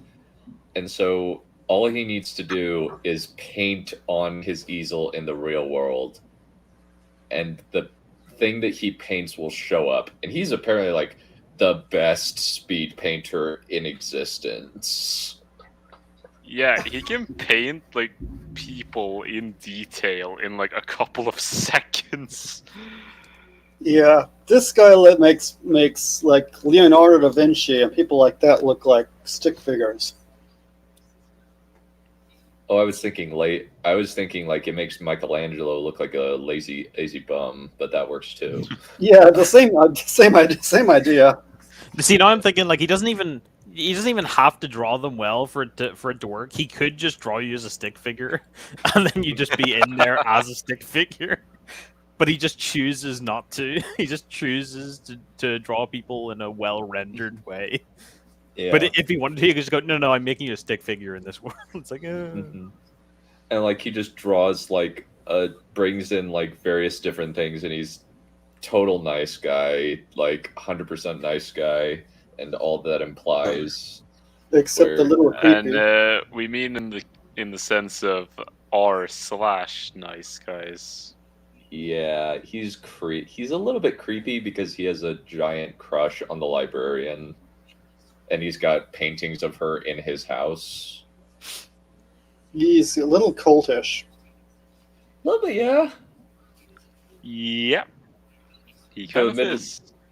Though admittedly, one of the things about it is like Kaylin and Richard. I think it's kind of something that's refreshing about the show is there's no will they, won't they for long stretches of time. I think that's actually like, thank you for not doing that. I appreciate that. Yeah, they will. Yeah. Well, it's kind of just like they kind of have like a section where they're slowly falling in love. Like there's like this initial attraction, and then they finally kiss in episode 6, and it's like, dang, that's some passionate kissing. Well, can you blame? I mean, I can't blame him anyway. Craig Horner is actually a very, very cut man. Well, yeah, but I'm saying I can't blame him for wanting to kiss her like that. Yeah. And they have really good chemistry, which is another big plus in the show's favor. Like, they're actually, like, pretty sweet as a couple. And it's just, like, and kind of just, they have, like, he has to, and they can't bone due to the fact that if okay, let me... comes. Yes, I was going to say as soon as she orgasms. She enters the cum zone. We don't need to go. No comment. We don't need to go into the precise physiological details. The cum zone. Yeah, as soon as the climax happens, she will destroy his brain and his free will. So they can't have sex. And throughout the show, they're presented with, she has no magic here. You guys can have sex. Or I think in the episode we were discussing where kind of like it's this plot to blow up this tower, there's only one vial of this anti-confessor magic basically confessor vaccine. That will basically, once you drink it, you're immune to confession, and Dark and Rawl drinks one, and it's just like, dang it, we can't use that power anymore. Or on him. That actually pretty smart. I like that. And they decide to give it to the husband of one of the ladies who's been experimented on by the Wizard Giller. And it's like, you are good people. You could have just let him drink that, but instead you gave it to his best friend. You are good people. I like you. They are good people. They are. They like again and again. They do these like really. They do the good thing, the right thing. They like forgive people and stuff. Yeah. It's really Wow. refreshing. It's sickening. Protagonists were good people. Wow. Yeah. You have no idea how refreshing that is. Oh God, Yeah. yes. Though I do think it's interesting that Kalen actually throughout season 1, actually demonstrates a complete dedication to duty, where she is willing to sacrifice. She says you should have let the castle blow up instead of saving me. But not in a kind of chastising him way. It's just it probably would have made our job easier if you had just let me die. And he's like, no, living in a world without you is not worth it. And then they hug. What a because simp. they're What a tip. still What a good simp. friends. Typical simp. Well, let's Not- just have a that body is like not that and get a girl like That's not a that. Sigma male. He's just on that grind. I think being a quote simp end quote for Kalen is highly justifiable. You will never inherit the power of the grind. Well, if well, here's the thing: if being a simp gets you a girl like that, a body like that, and fighting skills like that, I'm okay with that. And that just makes you a beta also, cuck. Well, considering Well, this painting beta. cuts down lots of Richard cuts down hundreds of Daharans, quite literally, or at least dozens of them.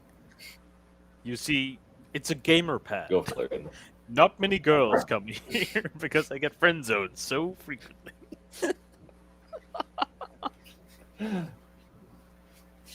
Yeah.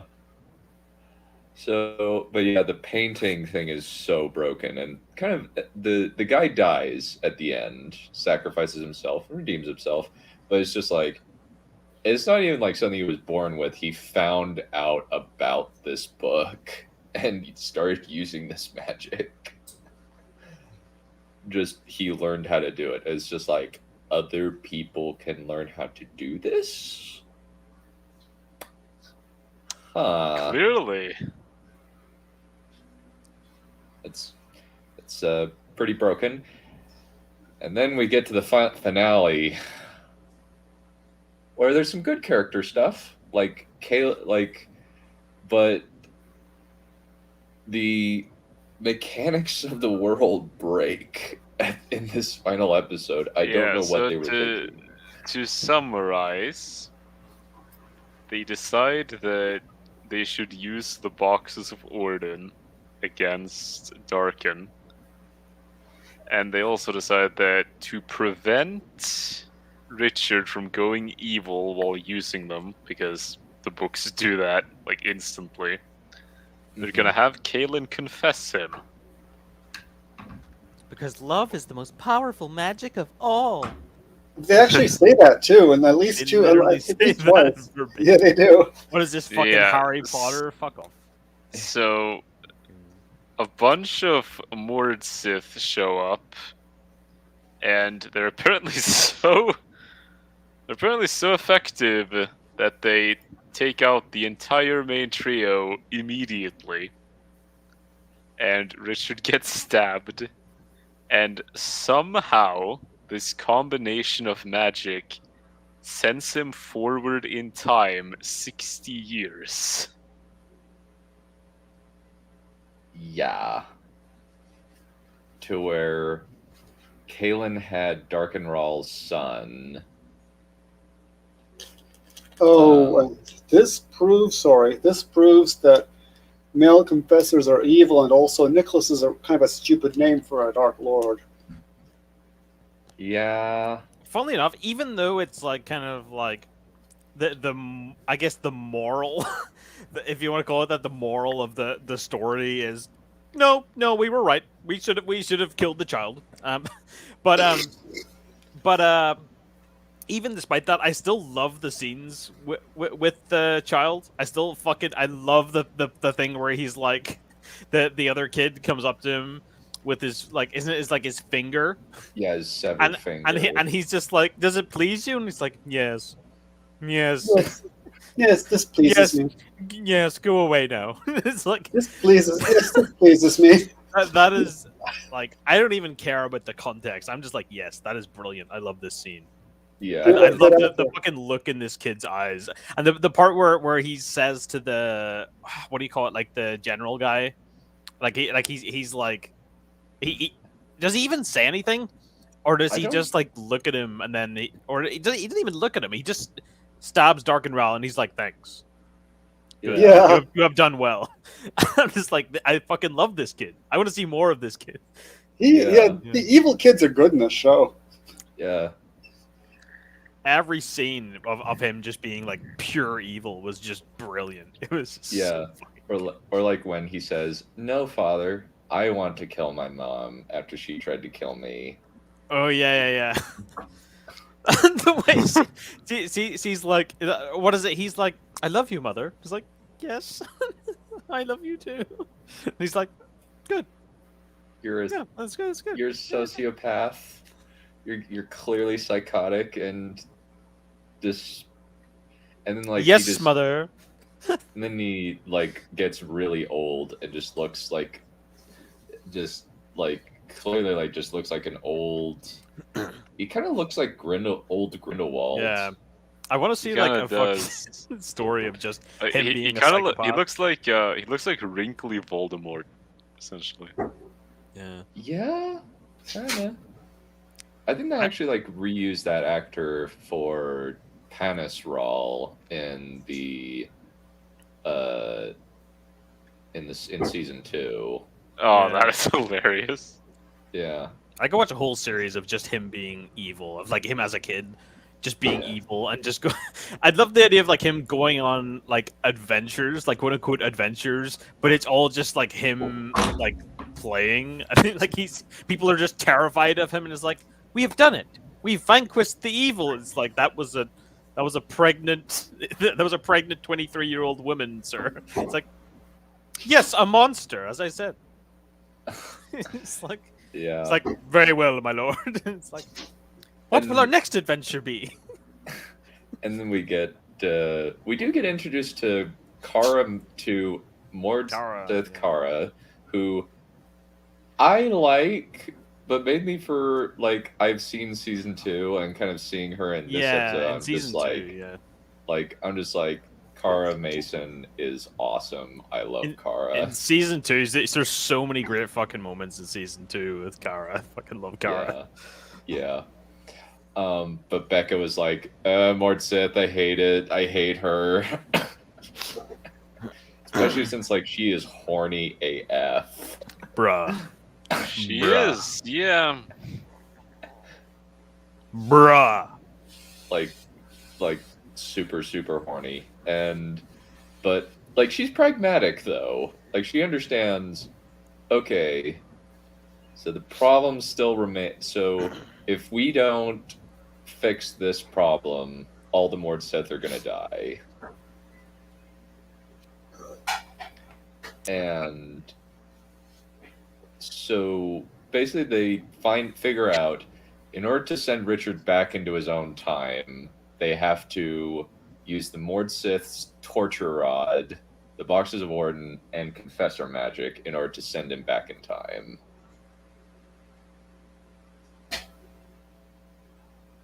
And kind of like, why would it send you back in time This is as like opposed to further? Yeah, why wouldn't it just send you further forward? This is like the same logic as in Lost, where they're like, we gotta go back, you know, and then they gotta set up the exact scenario. It's like the same thing where it's like, why? You know, it's like. And kind of the funny thing is, why wasn't Kaelin brought forward into the future, and why was Kara brought in? Kara and Richard, and not. Oh yeah, Kaelin, Kara was, but Kaelin wasn't. Yeah. It's kind of weird. I don't know. It's really soft, and basically magic can do pretty much anything in this show, or not when it's convenient. Like when it's convenient, it's like, no, magic can't do that. Like when it's convenient for it not to work, or something, that's like, oh, It's like almost the opposite of Deus Ex Machina. It's like, no, we need this not to work. You know? Yeah. Diabolo Sex Machina. Yeah. Like when like Zed uses magic on the Mord Sith and it redirects on him and it burns him alive. Yeah, he went down like such a punk in that scene. Yeah. Part of it's just like the Mord Sith are just... See, that would have been where the fucking puppet thing would be really fucking useful. Yeah. I think part of it's just like it is a thing in the books where Mord Sith redirect magic onto the person and are basically like immune to magic that they don't want to happen to them. Also, they have the power to give the breath of life to dead people, as long as they're only freshly dead. I thought it was just like CPR in the books. It kind of, yeah, it is pretty much CPR in the books with a little bit of magic added in, but in the show it's just it's just magic. No, it's just straight up, there's just a magic thing that they can do because they wanted to bring Jessica Maris back as Denna. Oh, they wanted to bring Denna back, and we were all no. Yeah, we were all no. And she's still alive and going into season 2. Oh God, no! Please, no. I mean, not to just her. I mean, the actress is fine and all that, but no. The character is very, very hateable. Yeah. God help us! No, not that. That episode was like, God help us! What's going on here? Is this the same show? Did I waltz into a different show by accident? Yeah. But then, like, after, I think another problem is the ending with Dark and Rawl. Like, it's very dissatisfying. Yeah, so they managed to combine the magic very easily, by the way. It was super easy. Barely. Yeah, it ends up being super easy, and they get sent back in time. For some reason, they after they go back in time, Richard is no longer confessed for some reason, but Kara does not kill Zed. Like it's after they confess Richard, but before Zed gets taken out. But now Richard is not possessed for some reason, and Dark and Rawl just picks up the Sword of Truth and stabs the boxes, and they more or less just disintegrate in green fire that burns them to death. Yeah. Lincoln, you missed it. No conversation with Richard or Kaelin or Zed. No revelation that he is Richard's brother. No explanation of his motivation or his backstory or anything really. He just dies. Yeah, it's kind of lame that they don't give the revelation. And yeah, you can't blink and you kind of miss his death scene. Yeah, that's one of the dissatisfying parts of this season 1 is that the finale is extremely is weak and crazy. I think is the best combination of words to describe it. Would you guys agree? Yes, I probably would. I feel like it didn't really feel like a finale. It just felt like, oh, it's more shit is happening. More things have certainly occurred. Yep, something. Yep. There are some things. Some events occurred. Yeah, something's happening, but we're not sure what. Homer, what's with all the black? I am simply going out to commit certain deeds. Yeah. But those are kind of like the problems. I think like Dark and Rawl for the most part is fairly competent bad guy, at least. But kind of that element where he, like the reveal of Richard being his half brother, is just like, you do not have time to capitalize on this. Don't introduce this right now. You should have introduced this earlier. Richard, I am your half brother. Have we mentioned that he looks like Captain Hook? He does a little bit, yeah. He does. He even dresses a bit like Captain Hook. Kind of a medieval Captain Hook. Yeah. I think Becca was actually really creeped out when he was like chatting with Jensen and he was in his shirt sleeves. Like, Yeah. I mean, yeah. Yeah. Nobody dresses properly in this show, anyway. No. I mean, with that, we sort of ended up fawning over Craig Parker. Yeah, he's a very for a attractive pretty man. significant period of time. Yeah. Maybe you did. No, everybody did. I think it was except for Balerion. I think that's accurate. Though I will be putting up the all of the commentaries up on Rumble. So if you want to watch our blow-by-blow reactions, including the reactions of those who have never seen the show, those will all be up on Rumble. I'll probably put a link in the description. I wish Rumble would allow you to create a playlist. I'll have to start playing around with Rumble since it's a copyright-free platform. Like, they legit don't care if you put like a full commentary of a movie, including the movie, up on screen. Yeah. Like, they don't care. It's kind of... Go for it. Sorry. Sorry about that.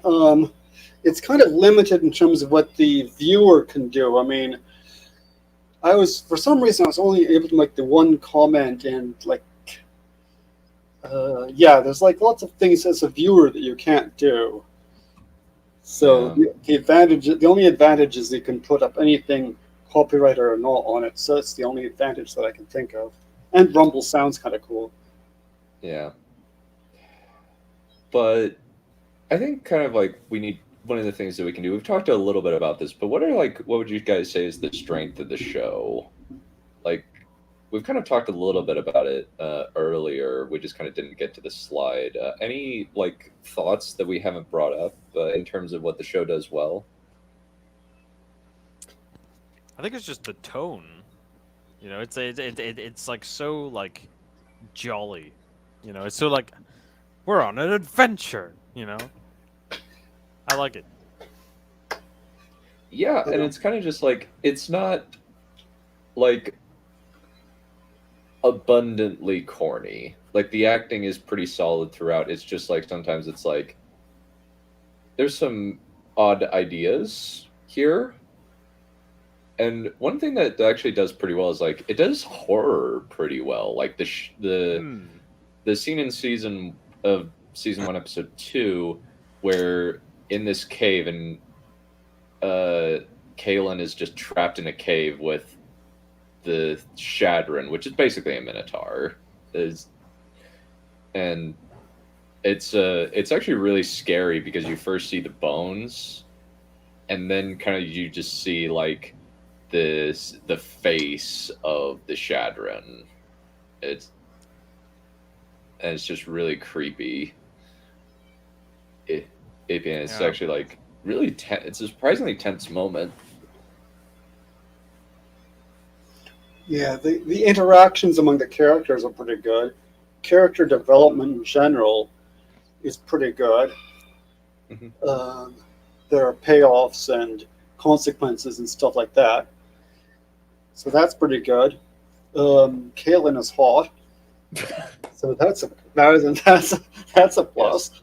Yes. Have I left anything out? Oh, the slow-mo. The slow-mo is a weird thing. You could call it a problem, but for me, it's kind of a plus because it's so hilarious. It's the real main character.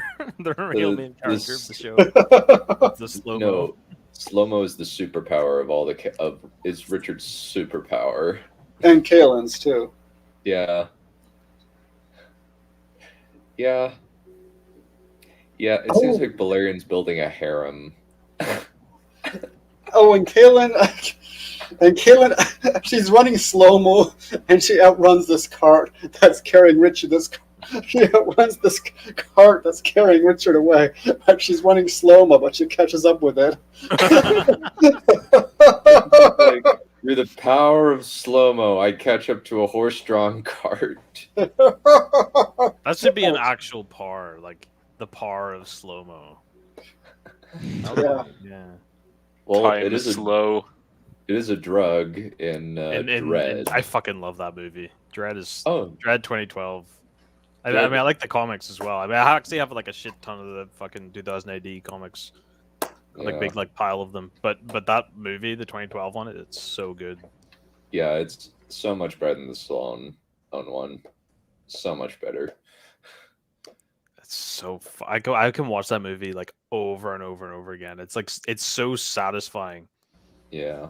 What is this?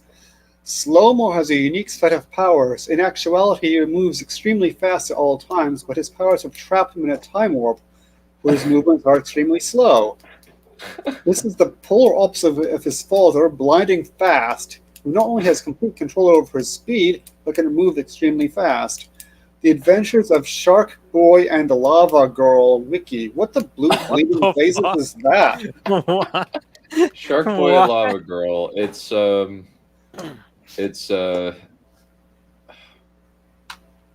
something Rodriguez. Oh, It'll yes. say His in name the is wiki. Spy Kids, right? Same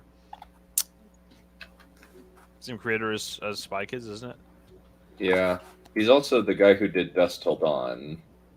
But the series Robert Rodriguez is the same guy who did Dusk Till Dawn, the movie and the TV show. And Spy Kids and Machete. Yeah, basically, like it's this Shark Girl and Shark Boy and Lava Girl and the Spy Kids movies are like his presents to his kids. Oh, I always remember from Shark Boy and Lava Girl the kid, the like bully kid, like who's like punish him not. Yeah, and also Does it say who? I do think that I do think I like the fight scenes, but they're definitely like not like super well choreographed. Like they're mostly like just bashing steel together. Yeah. Yeah, they're a riot though. Yeah, they are pretty fun. Like It I is think like literally like being 5 and miming, like pretending to have a sword fight. And they just got, let's get grown men to do this. yeah. Oh, what was I gonna say? Remember that weird bit when they had rock music all of a sudden out of nowhere? Yes. Like, what the blue bleeding blazes did that come from? Yeah, there's a lot of odd music choices sometimes in this show. Not as odd as the Soviet Hobbit, but still odd. Yeah, that one was bad. Yeah. Yeah. But honestly, the Lord of the Rings Soviet Hobbit, the Lord of the Rings Soviet version was hilariously bad. And it's just, oh, you ran out of budget and could only do the Fellowship. So, okay. It had Tom Bombadil. It was fairly faithful. I mean, it's still way better than the original adaptation of The Hobbit. The Rankin Bass one? No. The one even before that. Really? I think I dimly remember, but No, there is one before that.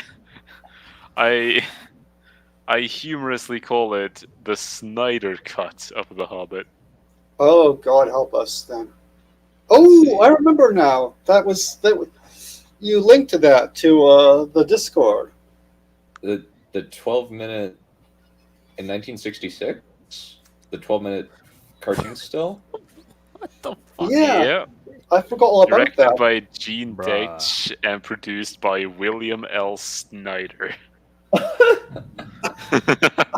Can you even, you can't even really call it animation. Yeah. It's literally just like a camera looking at different parts of a still image. Yeah, what do you call that? There's a special word for that, but I can't remember what it is. Huh. There's a special word for that, or a term for that. Anyway, Yeah, if you haven't seen it, it is linked in Don's Discord in the video docket. It's the first video that shows up if you scroll up for a bit. Mm. Dang. To be fair, I probably prefer that to the fucking like the Peter Jackson Hobbit movies. You know, because they fucking annoy me. Really, I actually I- like them. I think they're actually better than the Star Wars prequels. No. I actually agree with Don here. I don't. I can't. I cannot fucking watch those fucking movies. And But- that is perfectly fine. the dragon bit was really cool, though. Things look cool, but it's really stupid. Basically, is the shorthand version of it. Yeah. And at least like the acting is technically good. I think the major Do you know what the like, best big adaptation problem is the though? bloat and a love story. You know what the best adaptation of The Hobbit is? Which The fucking PlayStation game. Wait, was it PlayStation or PlayStation yeah, that's 2? actually nice. Yeah, that's actually pretty accurate from what I watched of that. I love game. that game back in the day. That was I played that all the fucking time. Mhm. I think Yeah, also like, PlayStation 2. Yeah, that's what Mhm. it was. I think like in regards to Seeker, like it's actually like the show is fairly non-derivative of like other fantasy books. Like it takes some ideas from a very derivative like thievy book series that has very little originality, and actually like puts some originality in there by adding various different types of magic and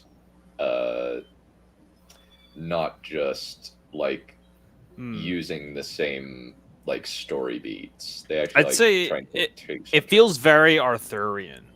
It feels a lot. It kind of reminds me a little bit of Merlin, a little bit. yeah, Where they kinda. occupy the same kind of space. Yeah, in a lot of ways, yeah. The I think like I think this is actually slightly better produced than Merlin. At least it looks better than Merlin does. Yeah, I think I think one of the problems with Merlin is the dragon. I feel like that it doesn't look that good, but it still feels like it takes up a lot of like budget and time for them to have it, but they've made it like this really important plot thing. Yeah. Or when they do other big magical creatures like the griffin. Yeah. The griffin. Okay, now- So they'll have that, and then the episodes after that will be like, oh shit, we gotta compensate. Yeah. And like the Is that- costumes in oh, go for it, sorry. Is that Kilgara? Is that what that is? Kilgareth, yeah. Kilgara, though no man, no matter how great, can know his destiny. Some lives are blah blah blah blah blah.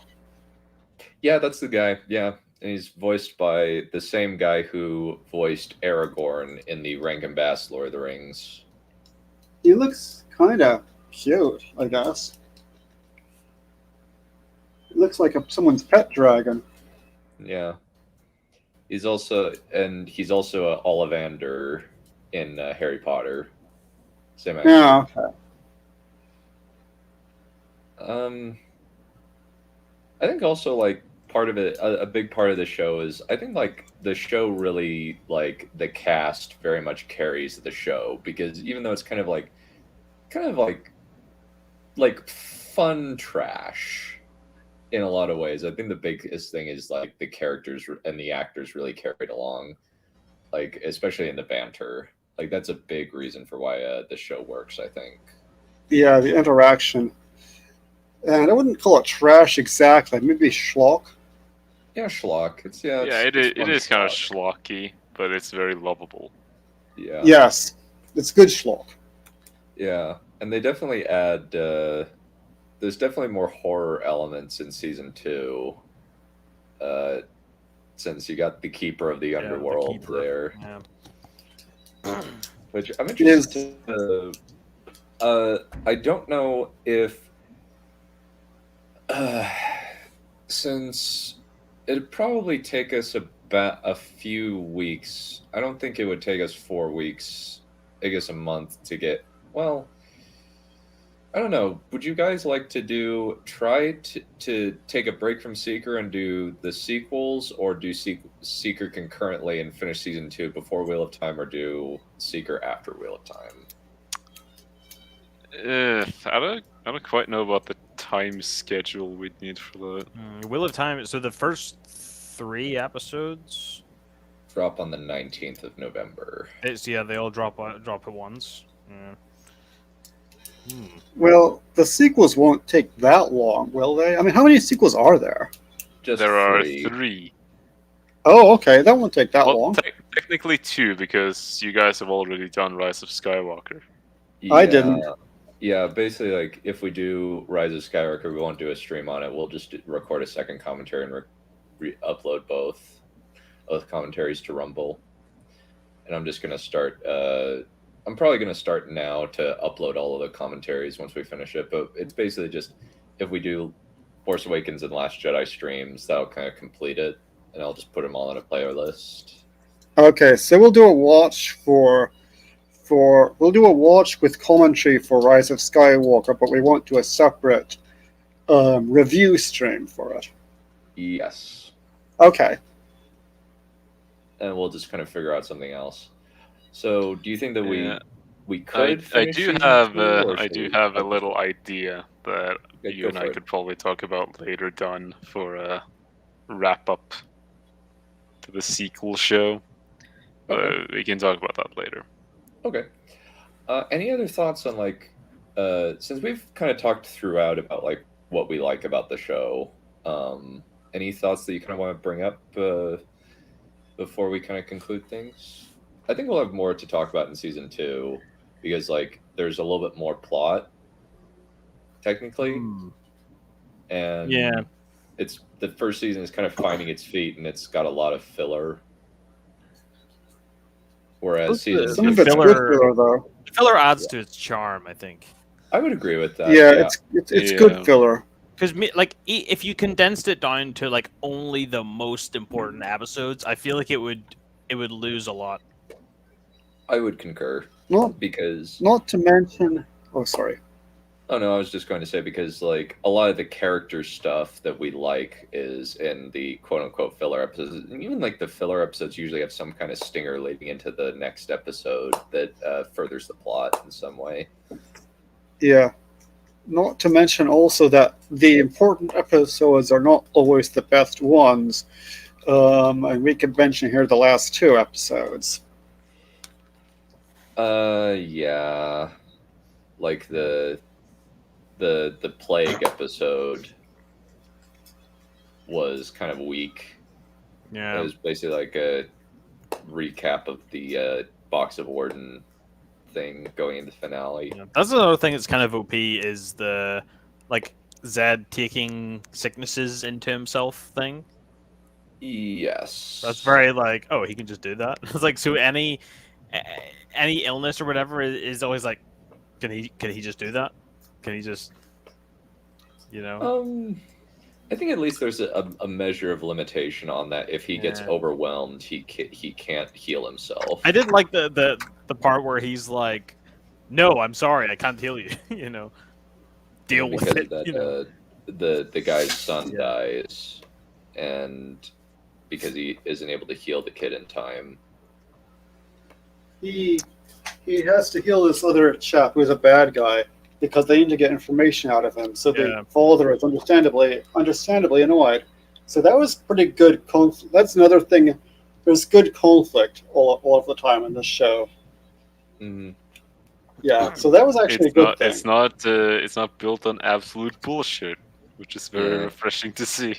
I do think one thing that is a little bit OP is when he there's a confessor that's lost her hand, and Zed just casually regrows that, helps her regrow. Oh yeah, regrows like that hand with super magic. casually, just like yoink, just like kaswoosh. Oh, doesn't he do that to his brother too? He heals his brother of some bruises, yes.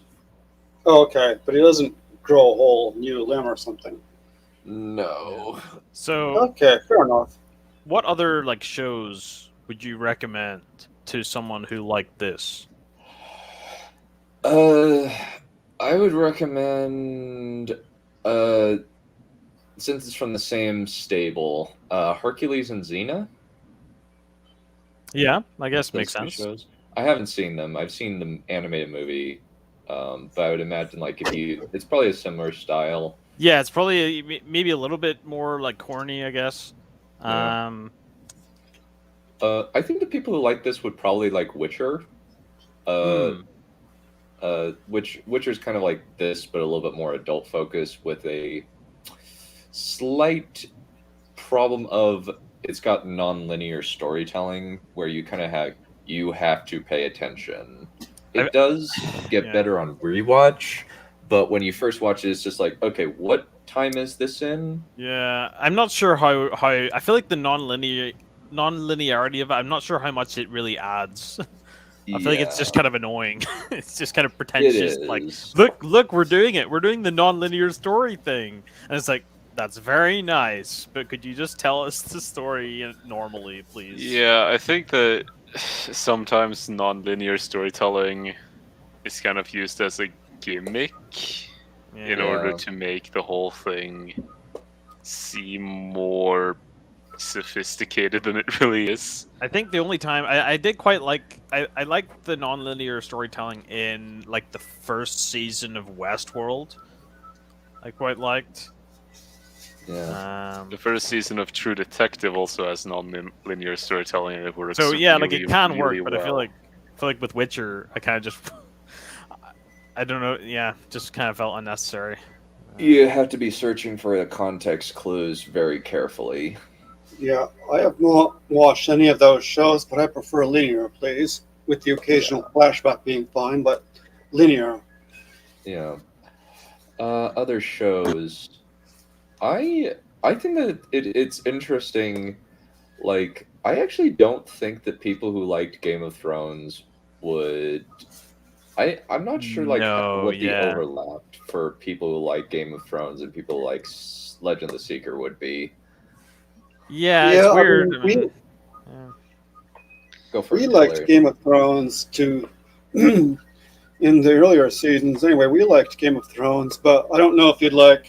It's not quite the same. I mean, if you're going there for certain things, there isn't that much of. There isn't that much torture and nudity and stuff like that, and gritty. It's not really gritty. I mean, it's dark in places, but it's not really gritty. It's cozy. it's like It's a little episode of Legend of the Seeker at the end of the day. Like you know. I think you might like some older kind of children-oriented fantasies because it's that kind of wholesome thing. You might like. Did you ever watch pardon me, I'm talking. You might like Boy Merlin, or you might like the White Stallion. You might like one of those older fantasy shows that are kind of wholesome. Well, kind of the funny thing is, Boy Merlin isn't that old. Boy Merlin is 2008. No. Boy Merlin, 1979. Oh, you're thinking about that? Okay. Yeah, that. I was thinking Merlin in 2008. Yep. No, this was not 2008. Wow, Merlin the TV series only has 23 more episodes than Seeker. Did you ever watch Legend of the Monkey King? No, I can't say so. Oh my gosh, there's the thing. Oh my gosh, is Merlin in love with Arthur? Is the first thing that comes up when I kill it, dead. But what was I saying about Monkey? There's also a show from 1979 or 80, Monkey, based on the Japanese. It's from Japan, based on the Chinese myth legend.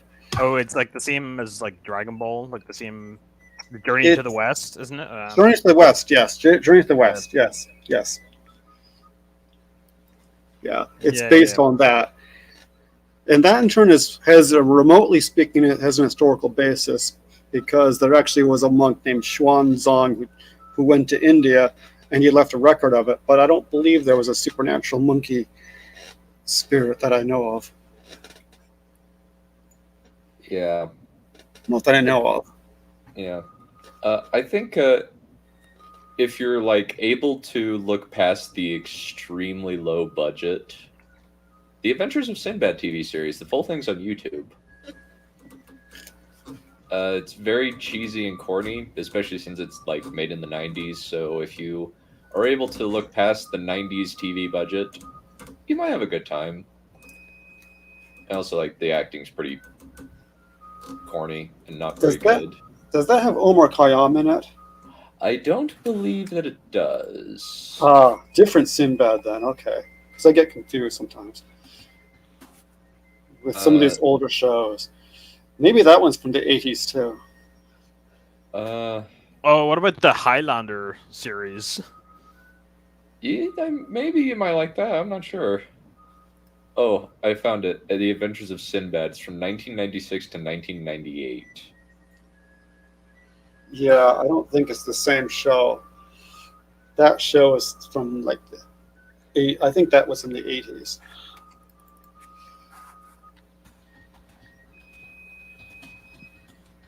Maybe it wasn't even a series. Maybe it was just a film. I only saw like one episode of it. Maybe you might like Ash vs. Evil Dead. That's a possibility. Similar people. I'm not sure about the Shannara Chronicles. Since Shannara Chronicles is really, really frickin' bad. Like the books? No, the TV show. Yeah, the books are okay. Yeah, from what I've heard, the books are pretty good.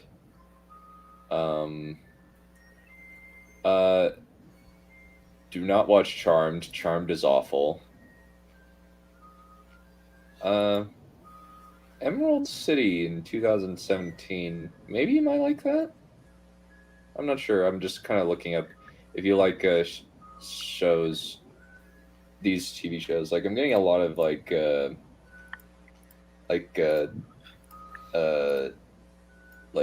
this kind of TV show, like Legend of the Seeker. Yeah. Like, this is kind of the things that show up.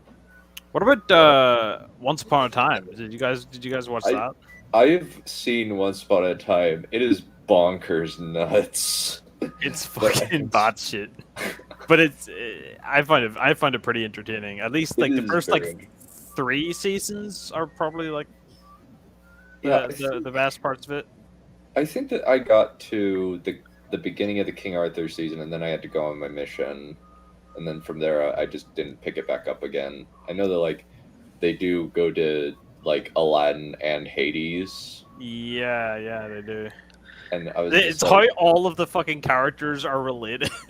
Like, literally, like, not the main character, but like the what do you call him, Henry, is like related to literally every fucking character in some contrived like way. Yeah. The funny thing is, I wonder why they're putting supernatural there. Maybe you'd like maybe. Yes. And maybe like the Magicians. I kind of like the Magicians. I'm only partway through season 1, and then I just kind of like took a break from it. What about fucking Grimm? Oh, I love Grimm. Grimm's great. I think you might like Grimm's that. pretty cool. Yeah. Basically, it's kind of the idea of taking the Grimm fairy tales and translating it into a procedural crime drama. Oh, There's kind of a couple. It's also. What about? Did you watch Haven? I can't say that I watched Haven. No. It was So- pretty fun. It's kind of similar level. so basically, it's Grimm's Fairy Tales meets like Perry Mason or Matlock. Yeah. Yeah, that's not inaccurate. I think it's like the idea is like the Grimm family is like this, like that they were writing about real things, but they wrote it under the guise of it being stories or something. I can't remember what the actual like reasoning is. Oh my gosh, Bucky. I forgot that Bucky is the Mad Hatter. Oh yeah. Oh. Wait, And what? then- I feel like I completely didn't even realize that, even though I just like I rewatched Once Upon a Time like last year, and I And- still completely didn't even catch that. and Gus Fring Yeah, is the yeah, magic Gus mirror. Magic mirror. And also the genie. It's the same thing, right? He's the genie Yeah. and he's the magic mirror. But the genie is the magic mirror. Because like the Yeah. genie comes to the evil queen and then she makes him into the mirror. So Rumpelstiltskin is Peter Pan's father or something bizarre? Like that? No. Peter Pan is Rumpelstiltskin's father. Oh, I beg your pardon. Jamie That's what I Dornan is in want. this. Yeah, he's the huntsman, the evil queen's huntsman. Yeah. And you have the second, I think the first actor to play not Heimdall, the rapier wielding guy in Thor plays Prince Charming. There's a lot of like Robert random. Carlyle is in it. Yeah, Yeah, he's you get, Rumpelstiltskin. yeah, you get Durza from Aragon. He's actually fucking great in Once Upon a Yeah. Time. He's actually really good. he's one of the best parts of this And that fucking- show. Oh, what was her character in Lost? Fucking Rebecca Mader. She was in Lost? I can't remember what the character was. I can't remember either. Yeah. I think I gotta go on my walk soon. Okay. Yeah, there's a surprising number. Like, well, I mostly know, like, I just think that this particular name, Victoria Smurfett, is one of the worst last names. How do you get that last name? Like, what had to happen in the past How's it spelled? for that name to be your name? How's it spelled? SMURFIT. Like, Ooh, that's you know, sweet. like when a Smurf stubs their toe and says "Smurf it," you know. Let me see if that's in this book. Though Probably you do not. get, though you do get a cameo from Tinkerbell in Legend of the Seeker in the last episode of season 1. Oh. Yeah. Oh yeah, he keeps. Yeah, he'll keep. What's his name? Bartlard keeps doing. Oh, that's blah blah blah from Power Rangers. Oh, blah blah blah from Power Rangers. I'm like, oh god. Yeah, there's But a no, Smurfett's large- not in this book. Yeah, there's a large number of Power Rangers alumni in the show. How high up are you in your Power Rangers lore? I've seen Wild Force, Dino Thunder, Ninja Storm, Jungle Fury, and then watched Linkara's History of Power Rangers for everything but the earliest stuff. Wait, so have you seen the earliest the Zordon? No, I haven't. What? No. Yeah, so but you haven't seen In it's- Space? No. In Space is I've the best seen- one. Yeah, so you remember the librarian lady? This is her in Power Rangers. Ah.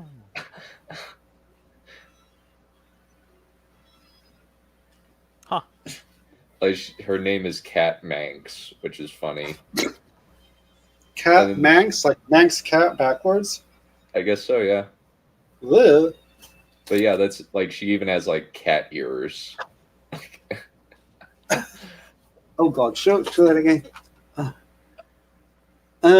What those things? Yeah, that's yeah. Oh yeah. Like Okay. little like panther spots on her cheeks. And, like Okay. it's just and then like just at random I'll just see Power Rangers actor. Like even one time like there was two the red and yellow ranger from Jungle Fury were just in there. And I was just like, that's funny. It's kind of a neat like spot. I think that'll pretty much conclude it. I can't really think of any other like shows that you might like, since kind of fantasy shows that kind of are similar to this don't really exist anymore. It's mostly like historical dramas like Last Kingdom or Outlander. Yeah, Outlander is sort of fantasy too. But the fantasy elements is limited to time travel, right? So far as I know, I think there's like a there's like a witch, but she actually also does time travel. So she's not even really a witch, I don't think. So that was kind of weird. They found out that she was from the future right after she died. She was there for like 1 or 2 episodes, and then she dies. I only saw like the first season of that. First, maybe 1.5 seasons. And of course, there were 2 episodes which I almost completely skipped because I just couldn't deal with it. Made Lord of the Rings look like cute little bunny rabbits going. Yeah, it was like, I don't want to watch that. No, thank you. Yeah, it's definitely kind of trying to present that particular era in time as brutally, honestly, as possible. Yeah, but this bit was a little bit too gross. Yeah, I do like Katrona Balfe, who also shows up in the Dark Crystal TV show. Oh, go for it. No, just yeah. I like them. I like all the actors and stuff. Yeah, since Yeah, it was only that one bit that was just like, no, I didn't need that. well, she's 41. Dang, she looks way younger. Yeah, she wasn't bad looking at all. No. Okay, she's been in a lot. She was in Dark Crystal, Outlander, Ford v Ferrari, Money Monster, Belfast, Escape Plan, Now You See Me, 2013, and Super 8 of all things. Question: is that actually her singing that theme song? I do not know. Because that's pretty good.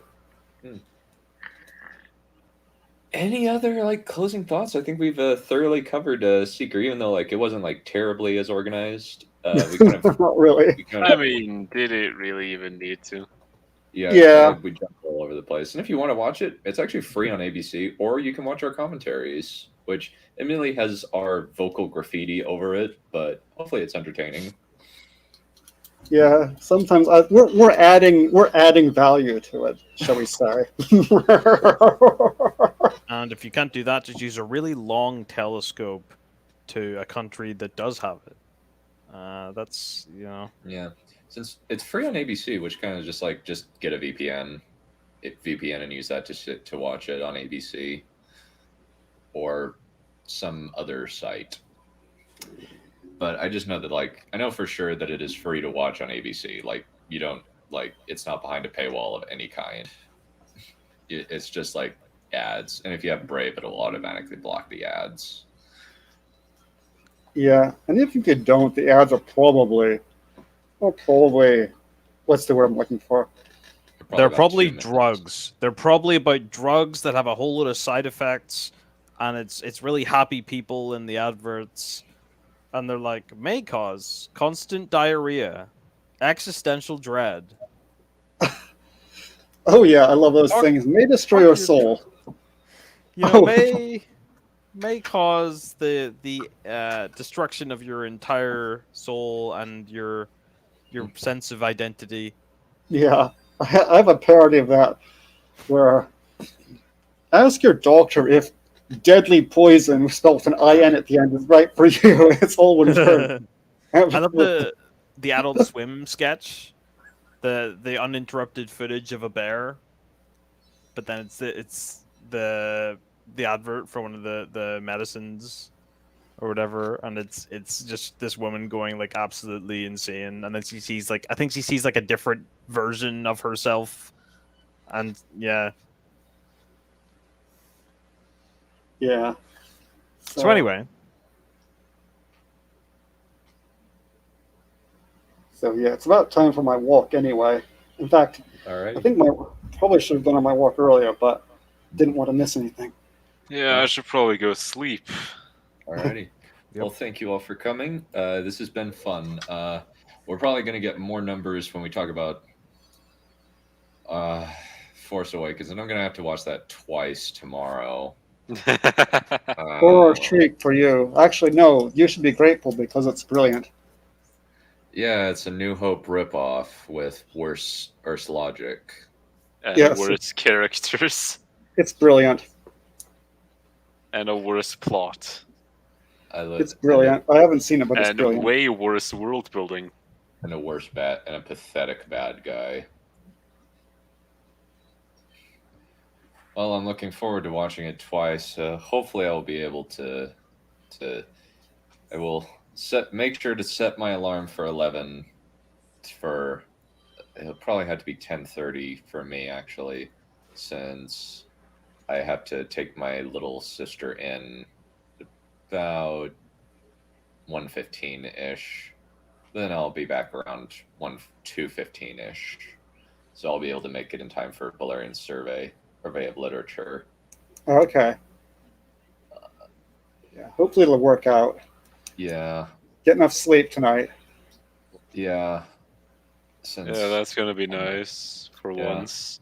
Yeah, I don't know whether I'll go into work tonight. That's the thing. Since I'm only at like 2/3 of my 15K at the end of the year savings plan, and I'm trying to get to $15,000 by the end of the year in my savings in my brokerage.